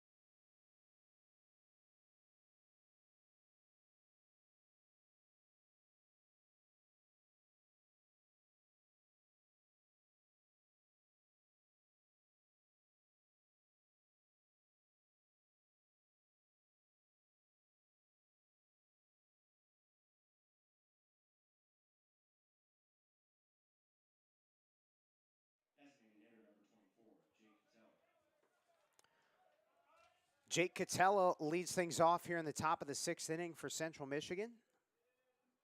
Back with you here at Bob Wren Stadium, game 1 of our 3-game series, Ohio and Central Michigan.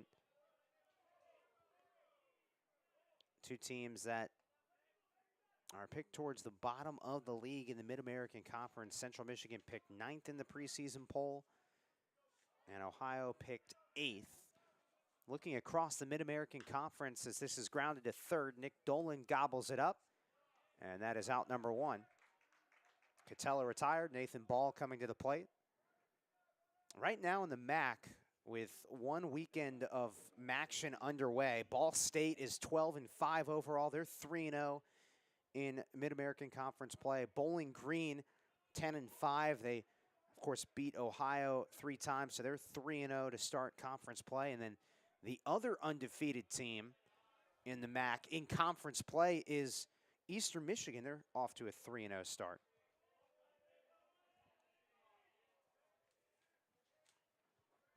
1-0.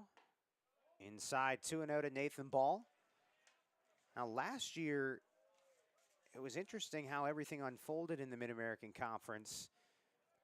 Western Michigan, who is winless this season, they turned around and won the MAC tournament last season. They were picked 5th, so anything is open right now in the MAC.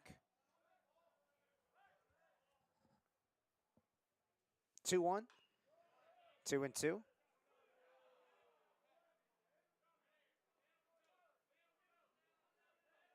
Central Michigan has to replace a lot of guys from last year. Only 3 position players who started 20 or more games last season are back with the team this season. 2-2 is swung on and missed. Strike 3, Tyler Peck with his second strikeout. 2 quick outs. Jacob Donahue was a big part of the Central Michigan offense last season. He led the team with a .373 batting average. So a lot of pieces taken away from last year's roster to this year's roster.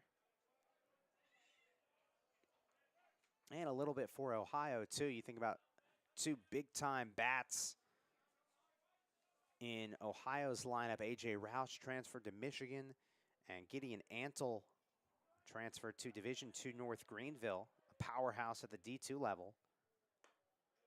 1 ball and 1 strike to Bryson Webb, the third baseman. Sack bunt, RBI single, and a strikeout so far today.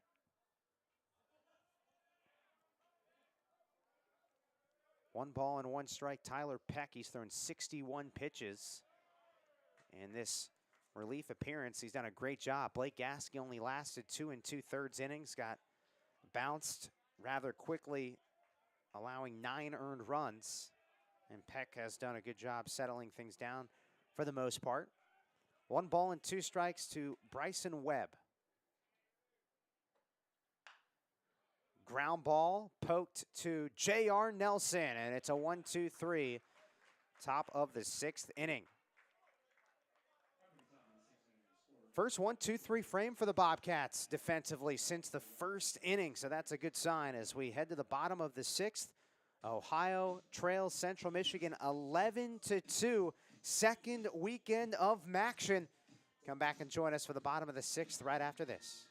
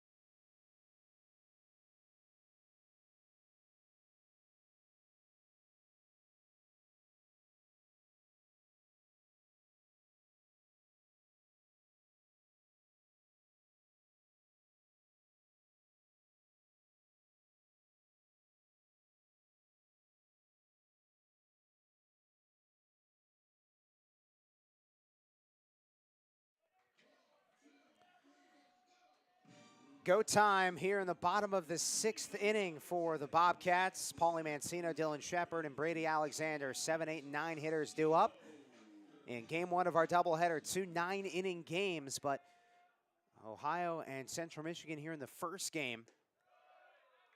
Right now it's a 9-run deficit for the Bobcats. They cannot afford to let it get to 10 because there is a run rule after 7 innings, 10 runs after 7, so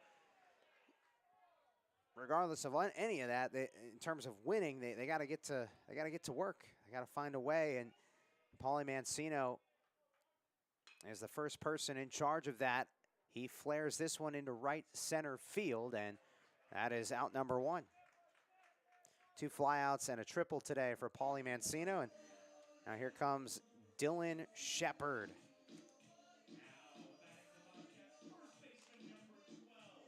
5'10", 210-pound junior from Ontario, Canada. Dylan Shepard makes his 8th start of the season today. Alejandro Espinoza ahead of the count, 0-1. So Dylan Shepard started his college career at Highland Community College in Kansas, had a really impressive sophomore season last season. Hit .347, 9 home runs, 41 RBIs at Highland Community College. And I mentioned he's from Ontario, Canada. 0-2 misses outside. His mother is actually from Panama. And recently, over the last couple of weeks, sent some holy water from Panama to Ohio. Foul grounds. Bryson Webb makes the catch, 2 down. Holy water, literal water from Panama.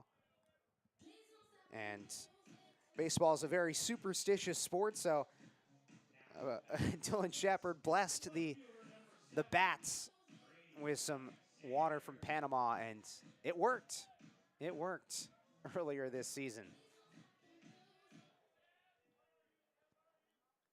A very superstitious sport baseball is. I remember chatting with Trey Cassidy earlier in the season about that. Just, you know, doing certain things, having a routine, wearing the same socks each game day, so on and so forth.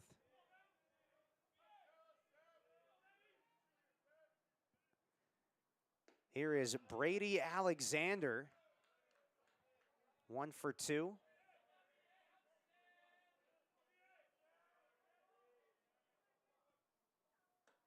And misses inside, and it's a 4-pitch walk. 3rd walk of the game issued by Alejandro Espinoza.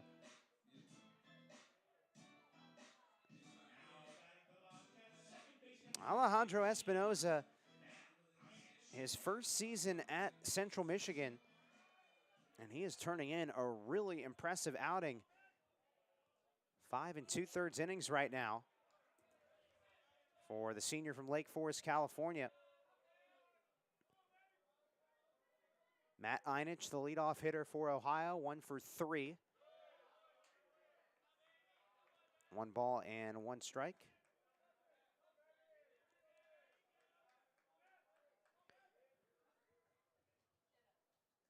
One is grounded right back to Espinoza. Look what I found. Caught a fish out of water in a blink of an eye. And 6 strong innings for Alejandro Espinoza, his longest outing of the season. This is his 5th start. 11-2 lead heading to the top of the 7th inning right after this.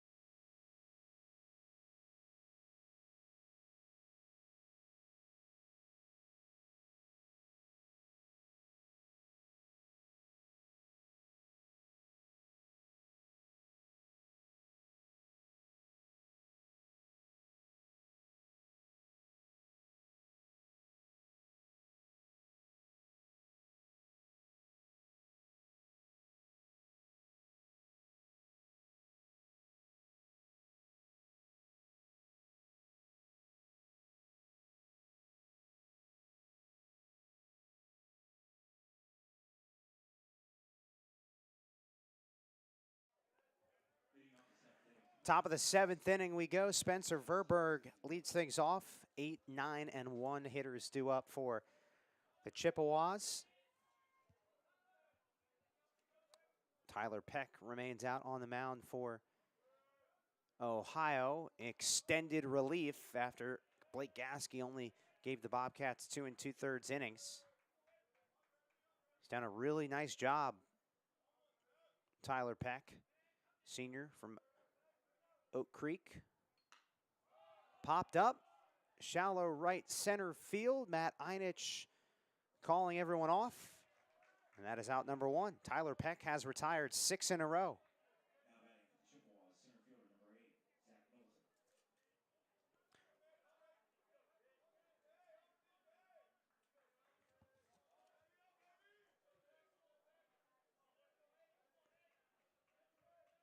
Tyler Peck has thrown 67 pitches in his relief appearance. He's done a really good job protecting the bullpen. Zach Knowlton at the plate. And he hammers this down the left field line, foul.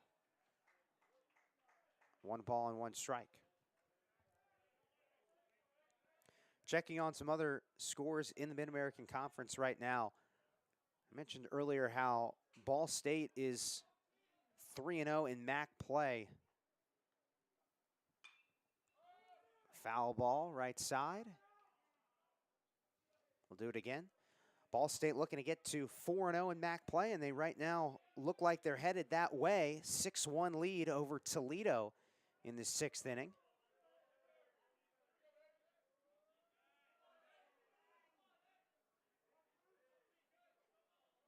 Meanwhile, some scores that went final.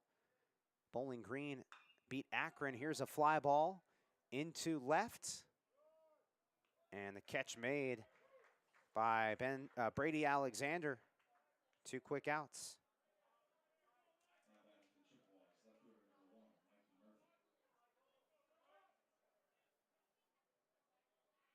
So yeah, Bowling Green beats Akron 7-3. They're now 4-0 in MAC play.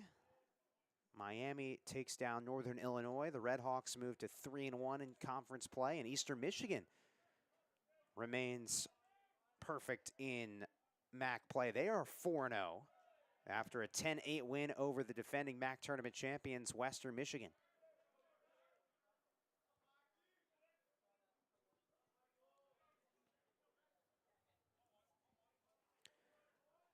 Oh and 1 the count.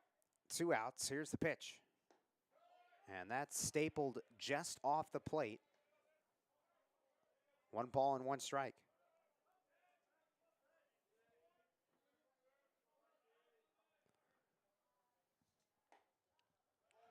One and 2.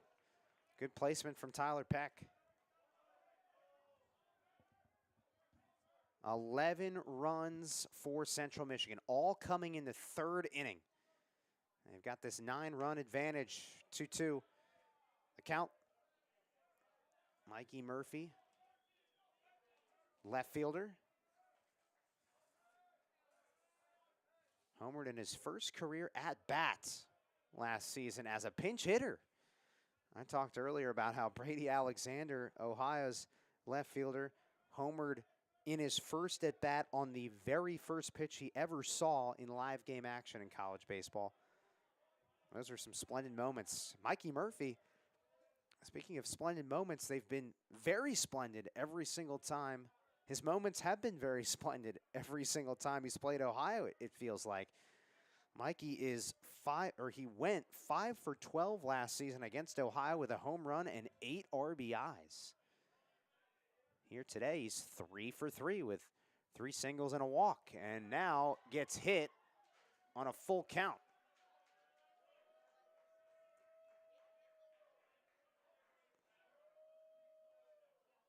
Last season, and this is interesting, just as a refresher, last season, these two teams, they were supposed to play a 3-game series in Mount Pleasant, but because of some weather issues, they actually played the series in Athens. Central Michigan was the home team in that series. Chippewas took 2 out of 3 against Ohio as the home team at Bob Wren Stadium, so kind of a weird dynamic there, but wanted to ensure that they would get these games in. There's some weather. Peck, a potential pick off. Throw down too short, and Nelson applies the tag. Great job by Ohio. Wes Lugg, by the way, is now the new first baseman. He just replaced Dylan Shepard, and he was the one that threw out Mikey Murphy, who's been thrown out now twice on the base paths in this game. Time to stretch here in Athens. We go to the bottom of the 7th inning in game 1 of our doubleheader. 2 9-inning games today. Stick with us here at Bob Wren Stadium.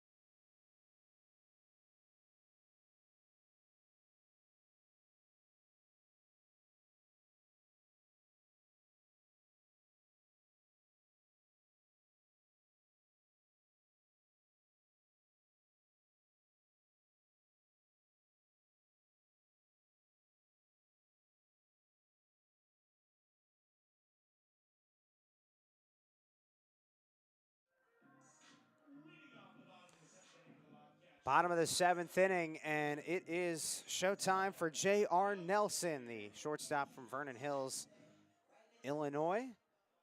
Ohio down 11-2. Those 2 runs coming way back in the 2nd inning as Nelson skies this into left. Still going up and out of here.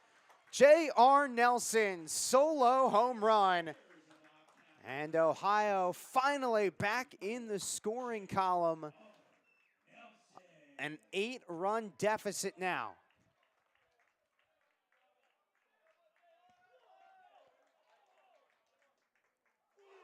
Some energy in the Ohio dugout.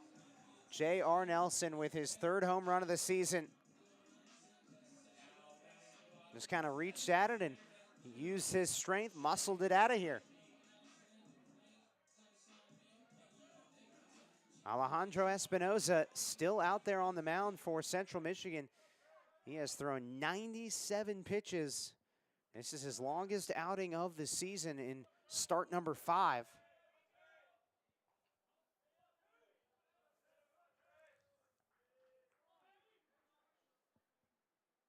And he's really simplified things today, working exclusively from the stretch.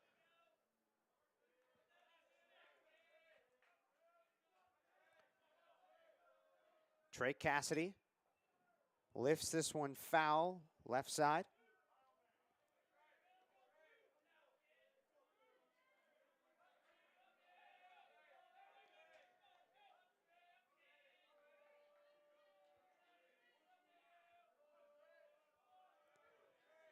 One ball and 2 strikes to Trey Cassidy. Fights it off. The 2-strike hitting, again, that was one thing that head coach Craig Moore told me he's really impressed with the 2-strike approach from this team.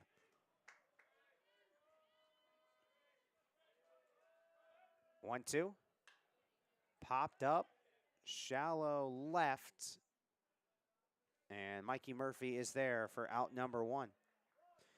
You'll notice for Ohio, if you pay close enough attention to the hitters, when Ohio has 2 strikes, they'll beat their chest twice, 2 sort of love taps on their chest, looking at the Ohio dugout. And that's sort of a theme that was started this year to sort of just acknowledge that they're doing this not just for themselves at the plate, but I got you. This is for the team. That just quick glance in the dugout. Ben Slanker rockets this one into right field and right at Cole Prout. A screaming second out here in the bottom of the 7th.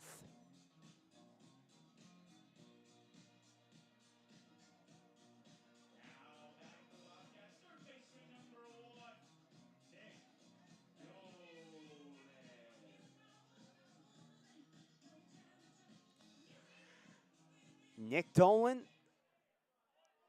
2 for 3 with a single in the 2nd inning and a single in the 5th.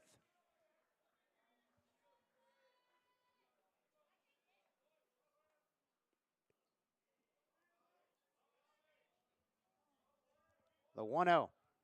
Outside, 2 balls and no strikes. What an outing here for Alejandro Espinoza, looking to go 7 strong in his 5th start of the season. That is a foul ball. Senior, 5'9", not a overpowering presence on the mound, 5'9", 185 pounds, but you know, it goes back to what Coach Sable said to me earlier today before this game, as that misses low, 3-1. Coach Sable said that Alejandro Espinoza, he knows he belongs at this level, playing at Nebraska Wesleyan, NAIA, then Division II, Cal State Dominguez Hills. He is ready for this stage. This is flicked into right field. Nick Dolan has his 3rd hit of the game.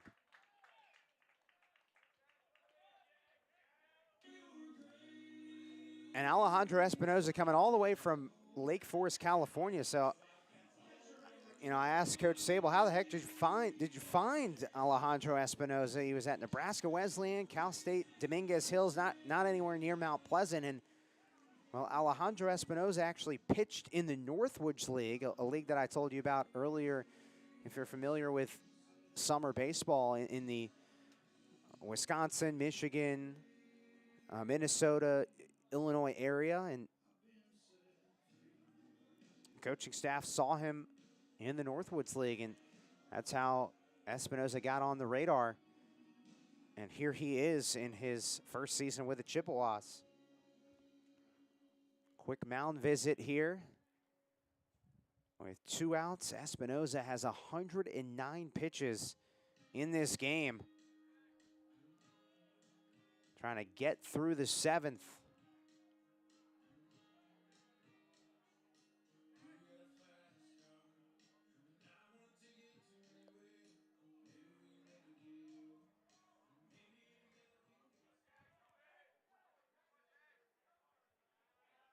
Cawthron is 0 for 3 today at the plate. Nick Dolan at first. And Cawthron grounds it underneath Nathan Ball's glove. It's fair down the right field line. And extra bases. Nick Dolan charges all the way around third, comes to a screeching halt. And Ohio has runners at 2nd and 3rd with 2 outs. First hit of the game for Jackson Cawthron. It's a double.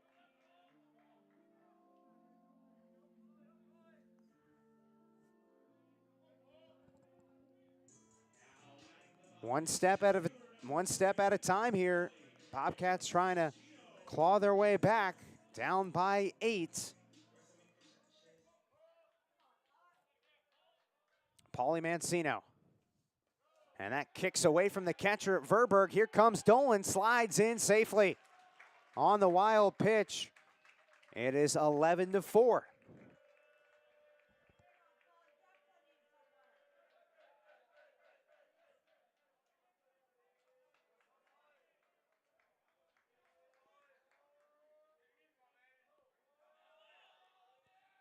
Alejandro Espinoza, that pitch count is well above 110 now.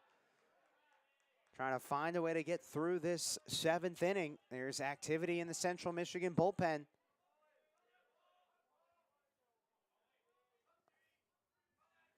One ball and 1 strike. And the pitch. The breaking ball. Knocked up in the air to shallow center. Zach Knowlton makes the catch, and the inning is over. Ohio gets 2 runs. J.R. Nelson solo homer, and Nick Dolan scores on a wild pitch. We go to the 8th inning.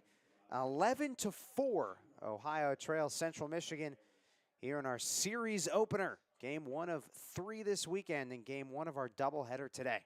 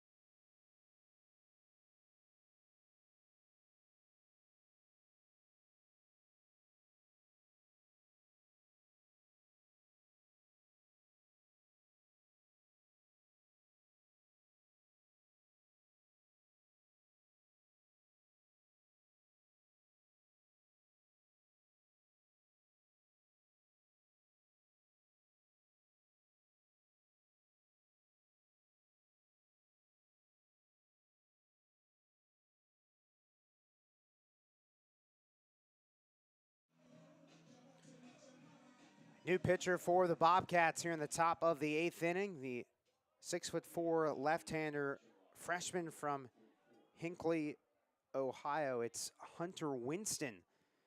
Makes his 4th appearance of the season. Last appeared on March 4th against Marshall. And there's a first pitch strike to Cole Prout.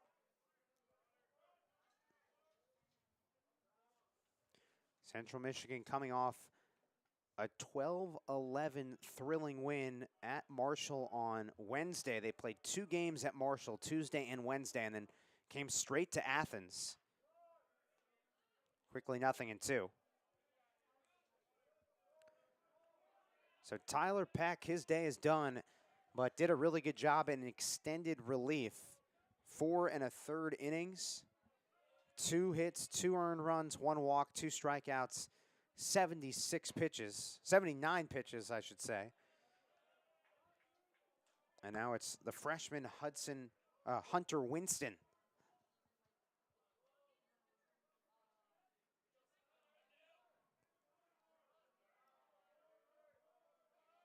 A 1-2 pitch on the way. Swung on and missed.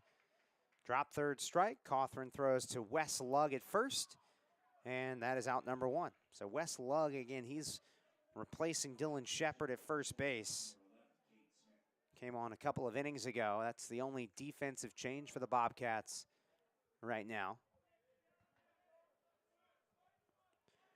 Hunter Winston out of Highland High School. Highland High School. 4-year letter winner, baseball, basketball. Also played 1 season of football. Had a tremendous high school career.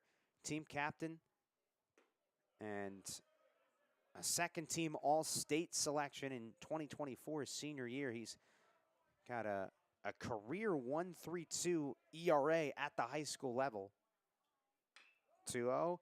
Caden Smith grounds it to Nick Dolan at third. And that is out number 2. 2 up, 2 down for Hunter Winston here in the top of the 8th.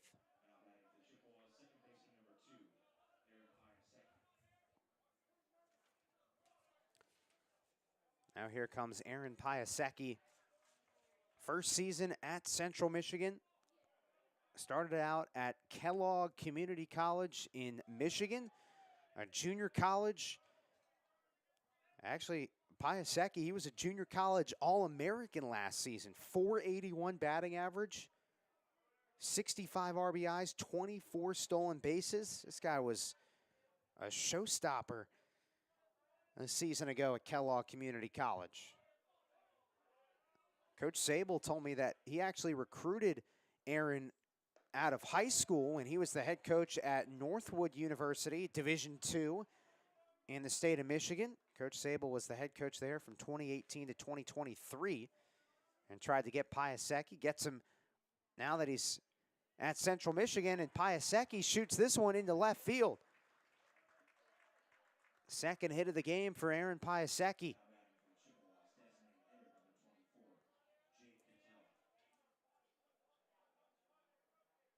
And another thing that really helped get Piasecki to Central Michigan was that his father, Jason, played baseball at Central Michigan.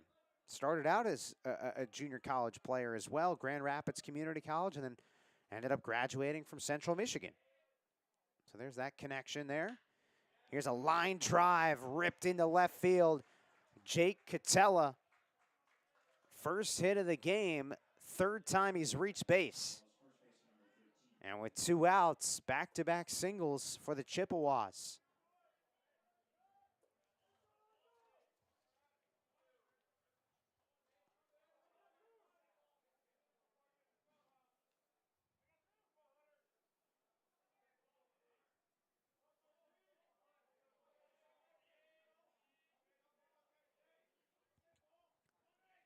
Nathan Ball takes a curveball right down the middle, strike one.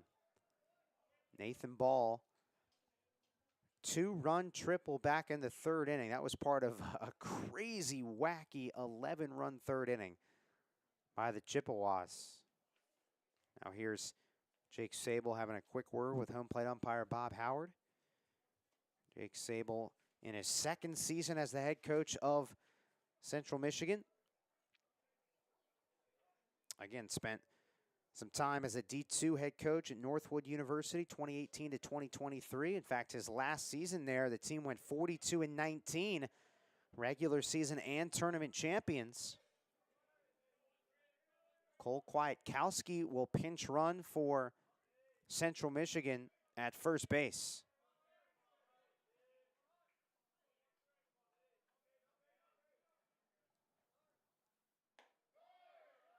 That just misses outside, ball one. It's funny, when I was talking to Coach Sable, he talked about how he just, he hasn't really left the state of Michigan. He's been always in Michigan his entire career, dating all the way back to 2007 when he played at Central Michigan. He drafted by the Detroit Tigers, pro team in Michigan. And then D3 and D2 level coaching in the state of Michigan. 3 balls and a strike to Nathan Ball.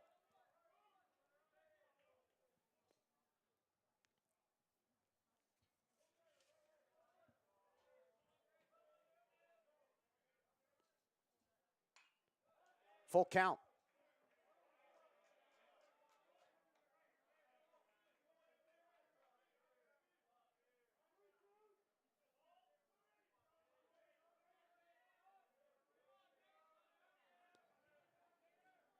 First and second with 2 down. Hunter Winston, the freshman, on the mound. And the 3-2 buzzes high, ball 4. Bases are loaded.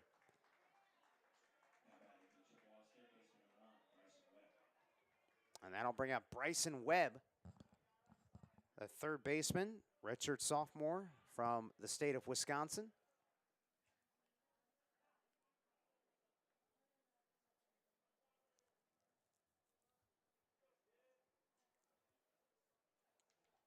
Now, one thing that was also funny too, with Jake Sable, the coaching stops, Alma College in Michigan, D3, Northwood University D2 in Michigan. When he left Alma College and went to Northwood, he was able to start off and just commute from where he had lived at Alma College and go to his job at Northwood because everything is pretty much really close to each other. Alma College, Mount Pleasant, and Northwood University all within a 1 hour radius of each other. So that really helped his transitions from all these places in Michigan. 1 ball and 1 strike.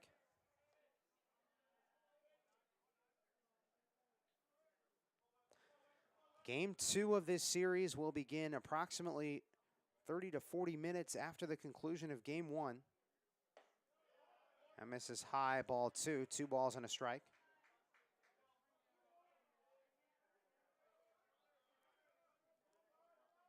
Two 9-inning games today. We were supposed to play 3 games in 3 days. 2-1 is lined through, base hit, left field. Around the merry-go-round we go. 3-run score. It is a bases-clearing double for Bryson Webb. And it is 14-4, Central Michigan on top. And now the run rule is in effect if Ohio doesn't score in the bottom of the 8th inning. 10 runs after 7.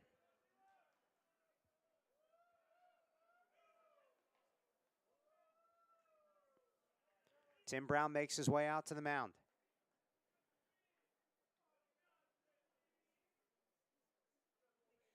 And he's going to take Hunter Winston out of this game. Winston was in a good position, got the first 2 guys he faced, and then the 2-out magic happened for the Chippewas. 14-4, we will step aside. A pitching change here at Bob Wrenn Stadium.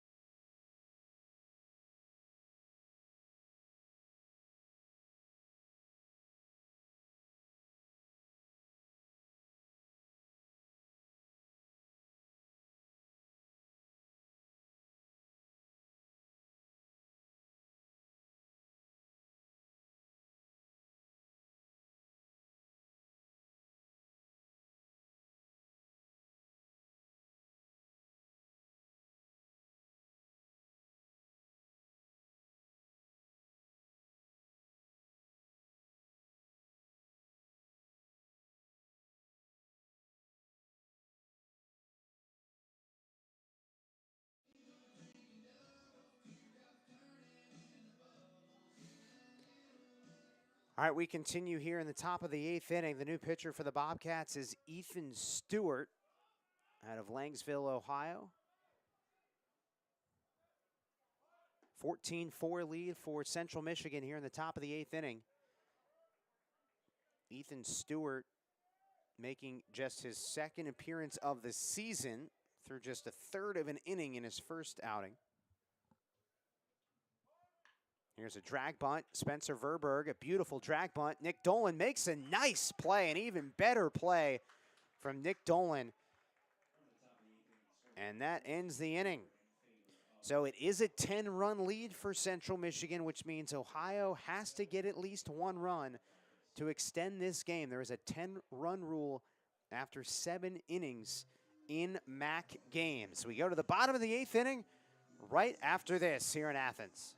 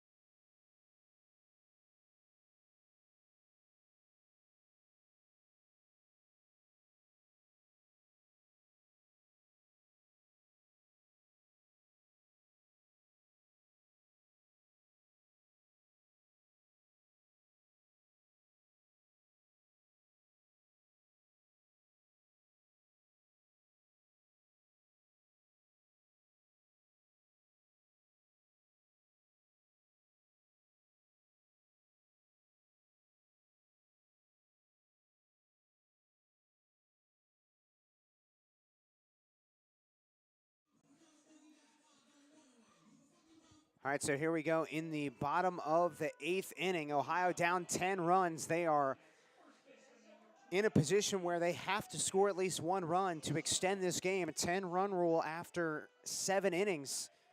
And it is a 10-run deficit right now. New pitcher for the Chippewas, Quinn Konashevsky. Quinn Konashevsky, the southpaw from Saginaw, Michigan, on in relief.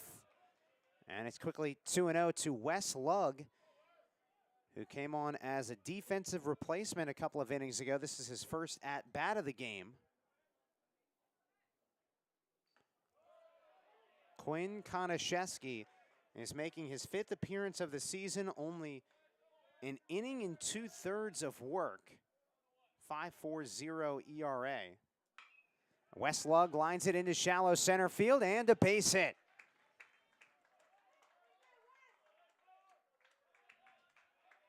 So good start for the Bobcats here in the bottom of the 8th inning, where they know they need at least 1 run to extend this game into the 9th. Alejandro Espinoza was pretty darn solid. 7 innings of work for the starter for Central Michigan. 11 hits he danced around, 4 runs, 3 earned, 3 walks, 2 strikeouts, and 113 pitches for the first-year Central Michigan Chippewa. Great way to set the tone in conference play if Central Michigan holds on. Brady Alexander is down in the count, 0-2. Alexander a single, a walk, and a ground out today.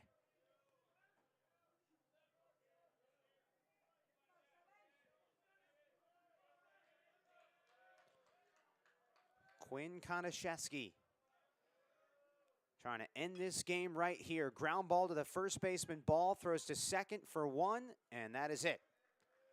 Wes Lugg is out. Nathan Ball, a couple of heads-up plays over at first base today.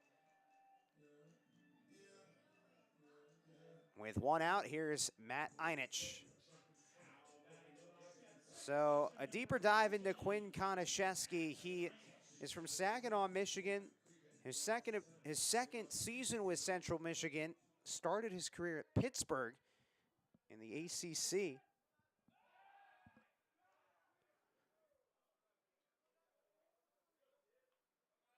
But going back to last season, in his first year with the Chippewas, as that misses downstairs to Matt Einich, who is 1 for 4 today.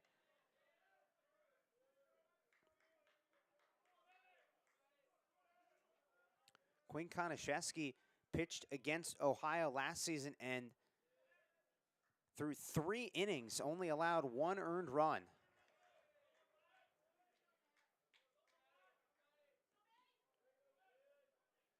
Got a 3-inning save.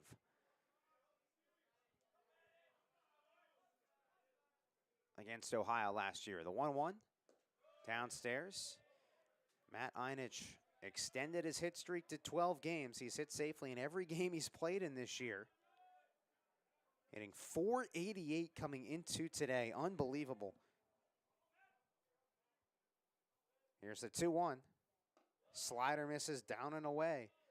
3 balls and a strike.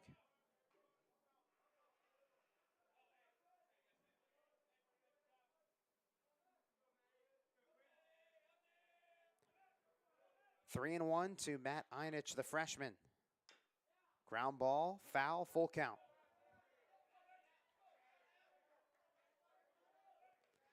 Again, the 2-strike approach has been massive all season for the Bobcats. They're hitting .297 as a team. A big reason why is their approach with 2 strikes. 3-2 pitch. Breaking ball is clobbered into right field. Still going, and at the wall, it's caught by Cole Prout. Cole Prout makes a spectacular catch, and that wall doesn't have any cushion at all. It does not feel good if you run into that wall.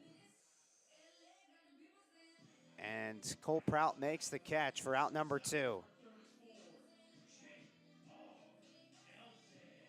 J.R. Nelson, the last chance for the Bobcats.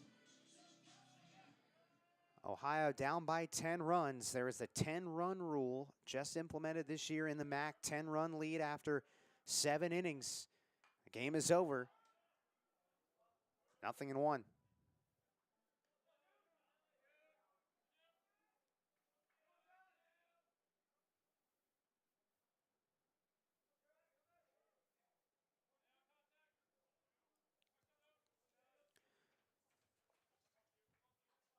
Game 2 of this 3-game series will start approximately 30 to 40 minutes after the conclusion of this game.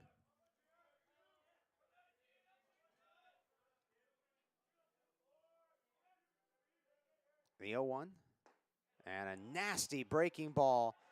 Fools J.R. Nelson. Strike 2.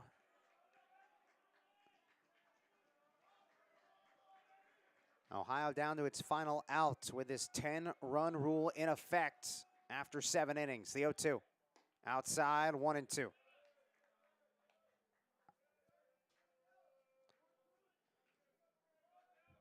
Our anticipated pitching matchup for Game 2 will feature Evan Waters of Central Michigan and Ohio's Hudson Bonkel. Ground ball, foul. So stick around for that. Hudson Bonkel gets the ball for the Bobcats. A senior from Corona, California. And Evan Waters for Central Michigan. He has been arguably the best pitcher for Central Michigan, according to head coach Jake Sable. 1 ball and 2 strikes with 2 outs. Breaking ball, Nelson fights it off. Nathan Ball gives chase, bounces out of play. J.R. Nelson, he is tough to get out. The sophomore has been impressive today, too. His day has featured a walk, a home run, a hit, and a single, and a sac bunt. 2-2.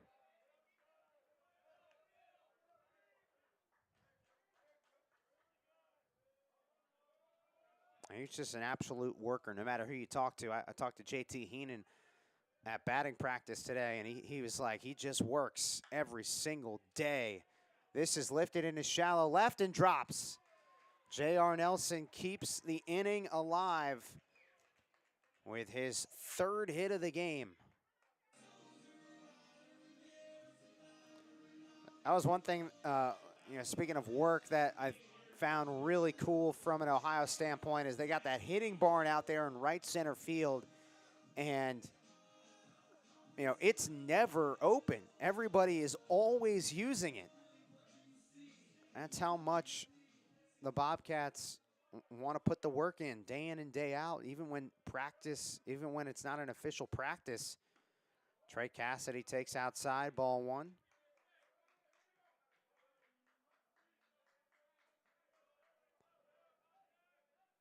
Trey Cassidy doubled back in the third. That's his only hit today. Another off speed, misses 2-0. Hitters count, Quinn Konashevsky looking to end this game. Quick visit from his catcher, Spencer Verberg.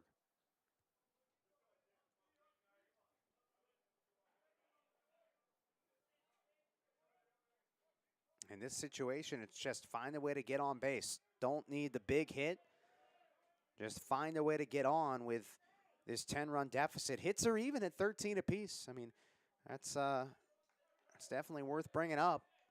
It's just Central Michigan has capitalized with that 11-run third inning. Everything went right for the Chippewas.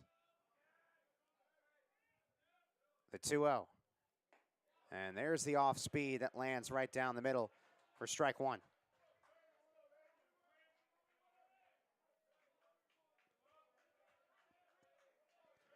Central Michigan only 3 wins this season in 17 games. Trying to pick up their first win in their first MAC game this season. They were the only team that did not play a MAC series last weekend.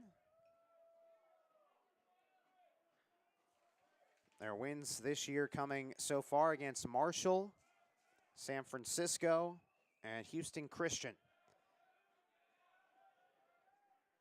They're 2-2. Downstairs, full count.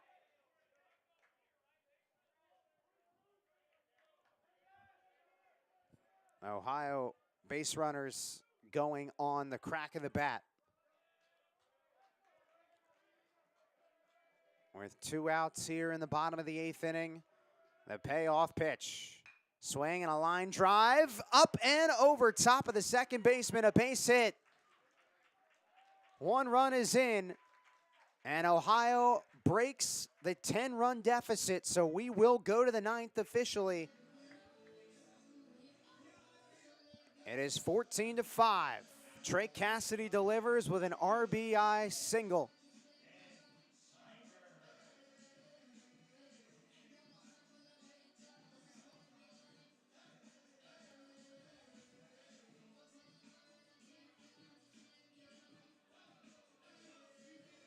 So now it's up to Ben Slanker. Run rule is not in effect anymore now that it is a 9-run deficit. Slanker takes another curveball inside on the corner. Strike 1.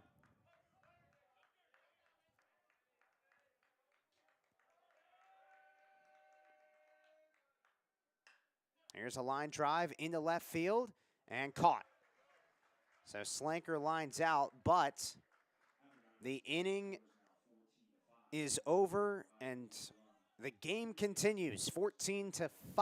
Ohio evaporates that 10-run deficit, so we head to the 9th. And that comes your way right after this.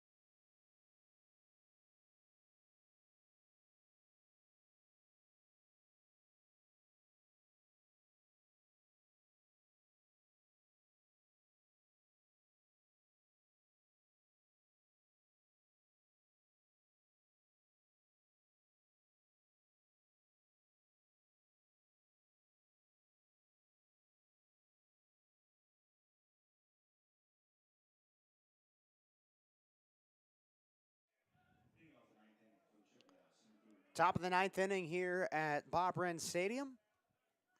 Ethan Stewart remains out on the mound for the Bobcats. And the first pitch is popped up into left field. And J.R. Nelson calls everybody off and makes the catch. Zach Knowlton is retired for the first out here in the ninth. So this is the first of 2 games today. We will still play a 9-inning game after this. And this was supposed to be 3 games in 3 days, but with the expected weather that we're going to get on Sunday, the rain, a significant amount of rain and wind, everybody decided to put this Friday into a doubleheader. And just to try to get all 3 games in with how important it is, these being MAC games. It's different a couple weeks ago when Ohio was playing Butler. Nice backhand pick from Nick Dolan. 2 quick outs for Ethan Stewart. Mikey Murphy is retired.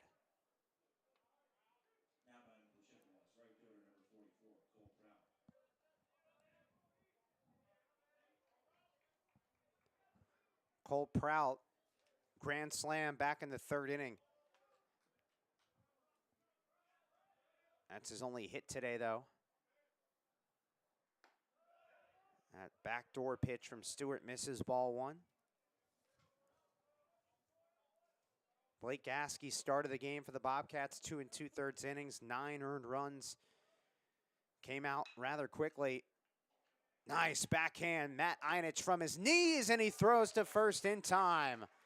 Spectacular play from Matt Einich, and it is a quick 1-2-3 inning for Ethan Stewart in the top of the 9th inning. Last chance for the Bobcats, down 14-5 here in Athens, Ohio. It'll be Nick Dolan, Jackson Cawthorn, and Paulie Mancino due up in the bottom of the 9th inning right after this.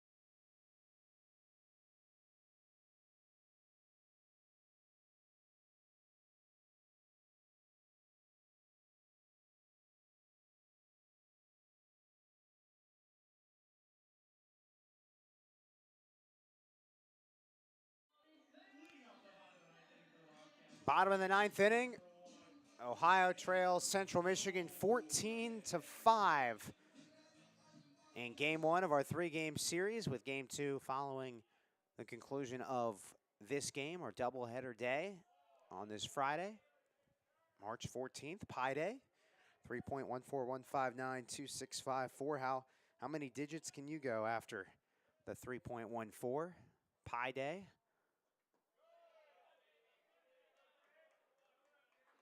The new pitcher for this Central Michigan team, Jack Smith, his ERA is not 3.14. It's close, 1.42, lower than that. And he's been pretty impressive. He's only given up 1 earned run in 6 1/3 innings.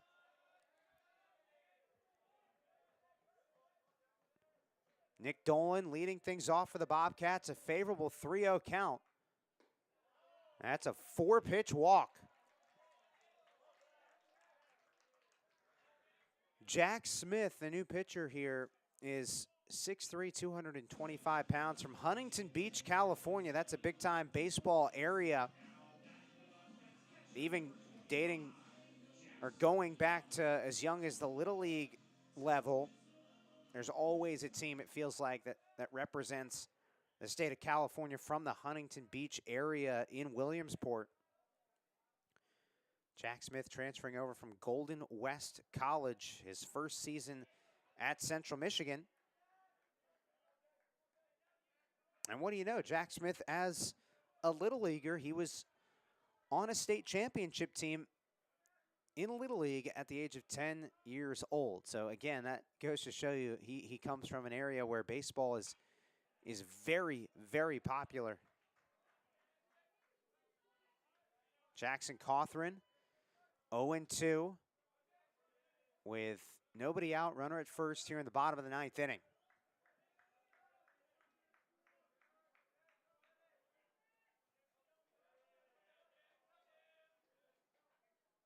Here is the 0-2 pitch from Jack Smith.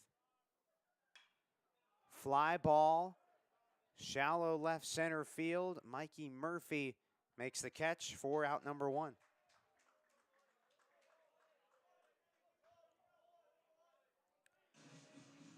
And now it's Paulie Mancino's turn. It's crazy. Ohio's actually out hitting Central Michigan today, 14-13. But they have not had the big inning run-wise. They just have not been able to consistently piece things together. It's been a scattered 14 hits across 9 innings. Nasty curveball from Smith is buried. 1 ball and no strikes. Paulie Mancino, sophomore from Westlake, Ohio, out of St. Ignatius High School. Same place that former Bobcat Tyler Finkler went to, St. Ignatius. Finkler was on that 2017 MAC championship team for the Bobcats.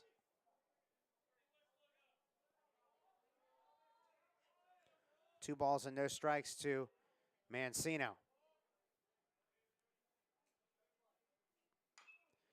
High chopper, foul. Still a great play by Bryson Webb. Might as well practice it. And I think he got Mancino out, if that was indeed fair.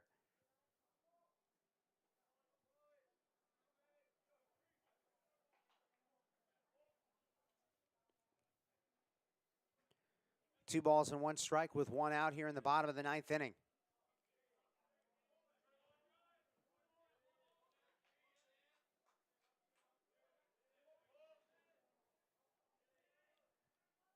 Nick Dolan at first. A 2-1. Strike 2.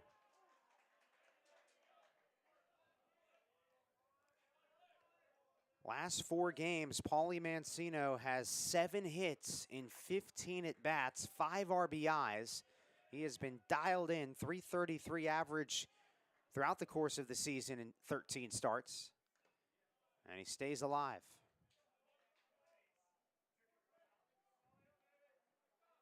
The one area he's trying to clean up, though, is the strikeout total. It's at 16 this year. That leads the team.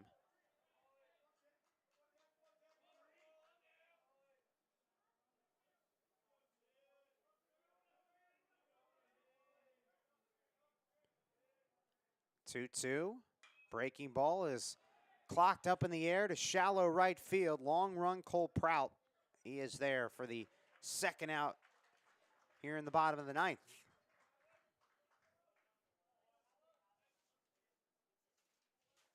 And now here comes Wes Lugg with Ohio down to its final out here in game one.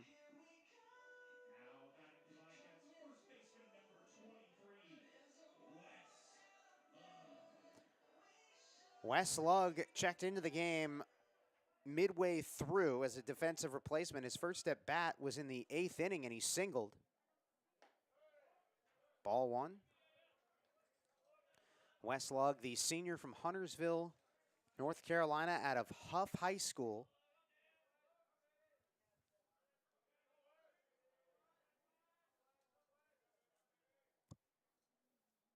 Jack Smith delivers. Nasty breaking ball. Strike one. Jack Smith in 6 appearances, a 1.42 ERA.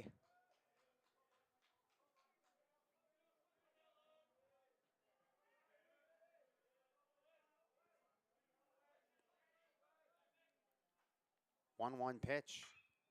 And this ball is cranked high and deep to right field. Still at the wall and over the wall. Goodbye. Wes Lugg muscles one out of here.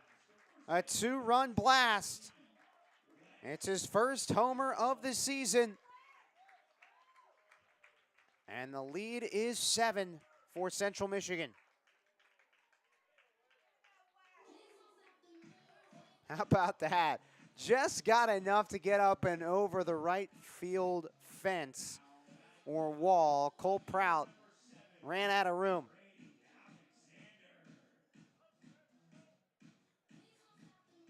Never quit mentality. Right now, Craig Moore's got to appreciate what he's seeing from his guys in the later innings today. That had been an issue earlier in the season, or heck, last weekend against Bowling Green. They were outscored 21-7 in innings 7, 8, and 9. And here they're outscoring Central Michigan 5-3 in the final 9 innings. And a miscue at short. Caden Smith bobbles the ball, and the inning continues.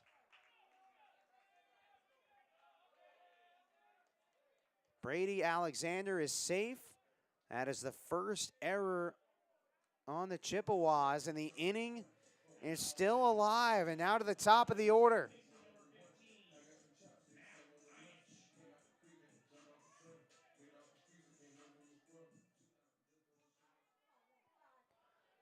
Matt Einich, 1 for 5. Singled way back in the first inning. That was over 3 hours ago. Just under 3 hours ago, I should say, with Ohio batting in the bottom of the first. 1 ball and no strikes to Matt Einich, freshman from South Lyon, Michigan. And he lines this one back up the box, a base hit. Second hit of the game for Matt Einich. The best hitter in the MAC right now, hitting close to 500 in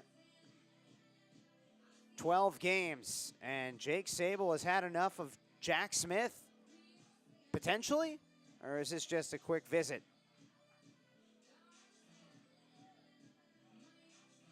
And he's going to take the ball from Jack Smith, who had a 1.42 ERA in 6 appearances. Ohio hanging around, trying to make this interesting. Down 7 in the bottom of the 9th inning, down to their final out, 2 down here in the 9th. We'll be back in just a moment.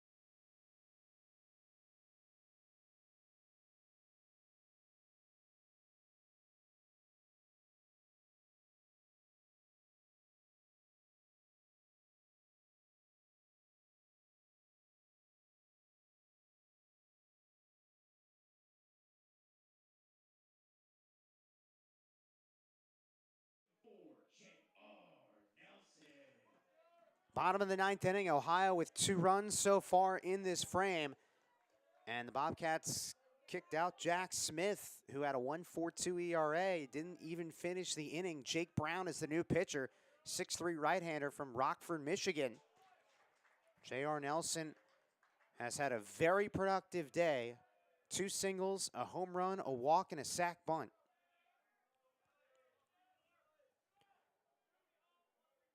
Ohio down to its final out with a big mountain to climb still. Even though they're out hitting Central Michigan 16-13, it's that one inning, that third inning, where Central Michigan scored 11 runs.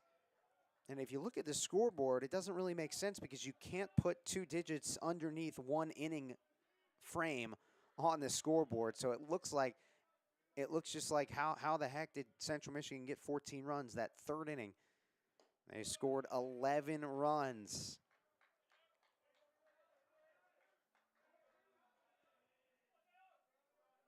Some people show up to the ballpark late, and so there's probably some confusion if you just look at the scoreboard and see that. But that 11-run third inning is the difference. Here's a ground ball to second. A couple bounces, Piasecki, and the inning and game is finally over. Central Michigan hangs on. Ohio out-hits Central Michigan 16-13, but the final score is what matters.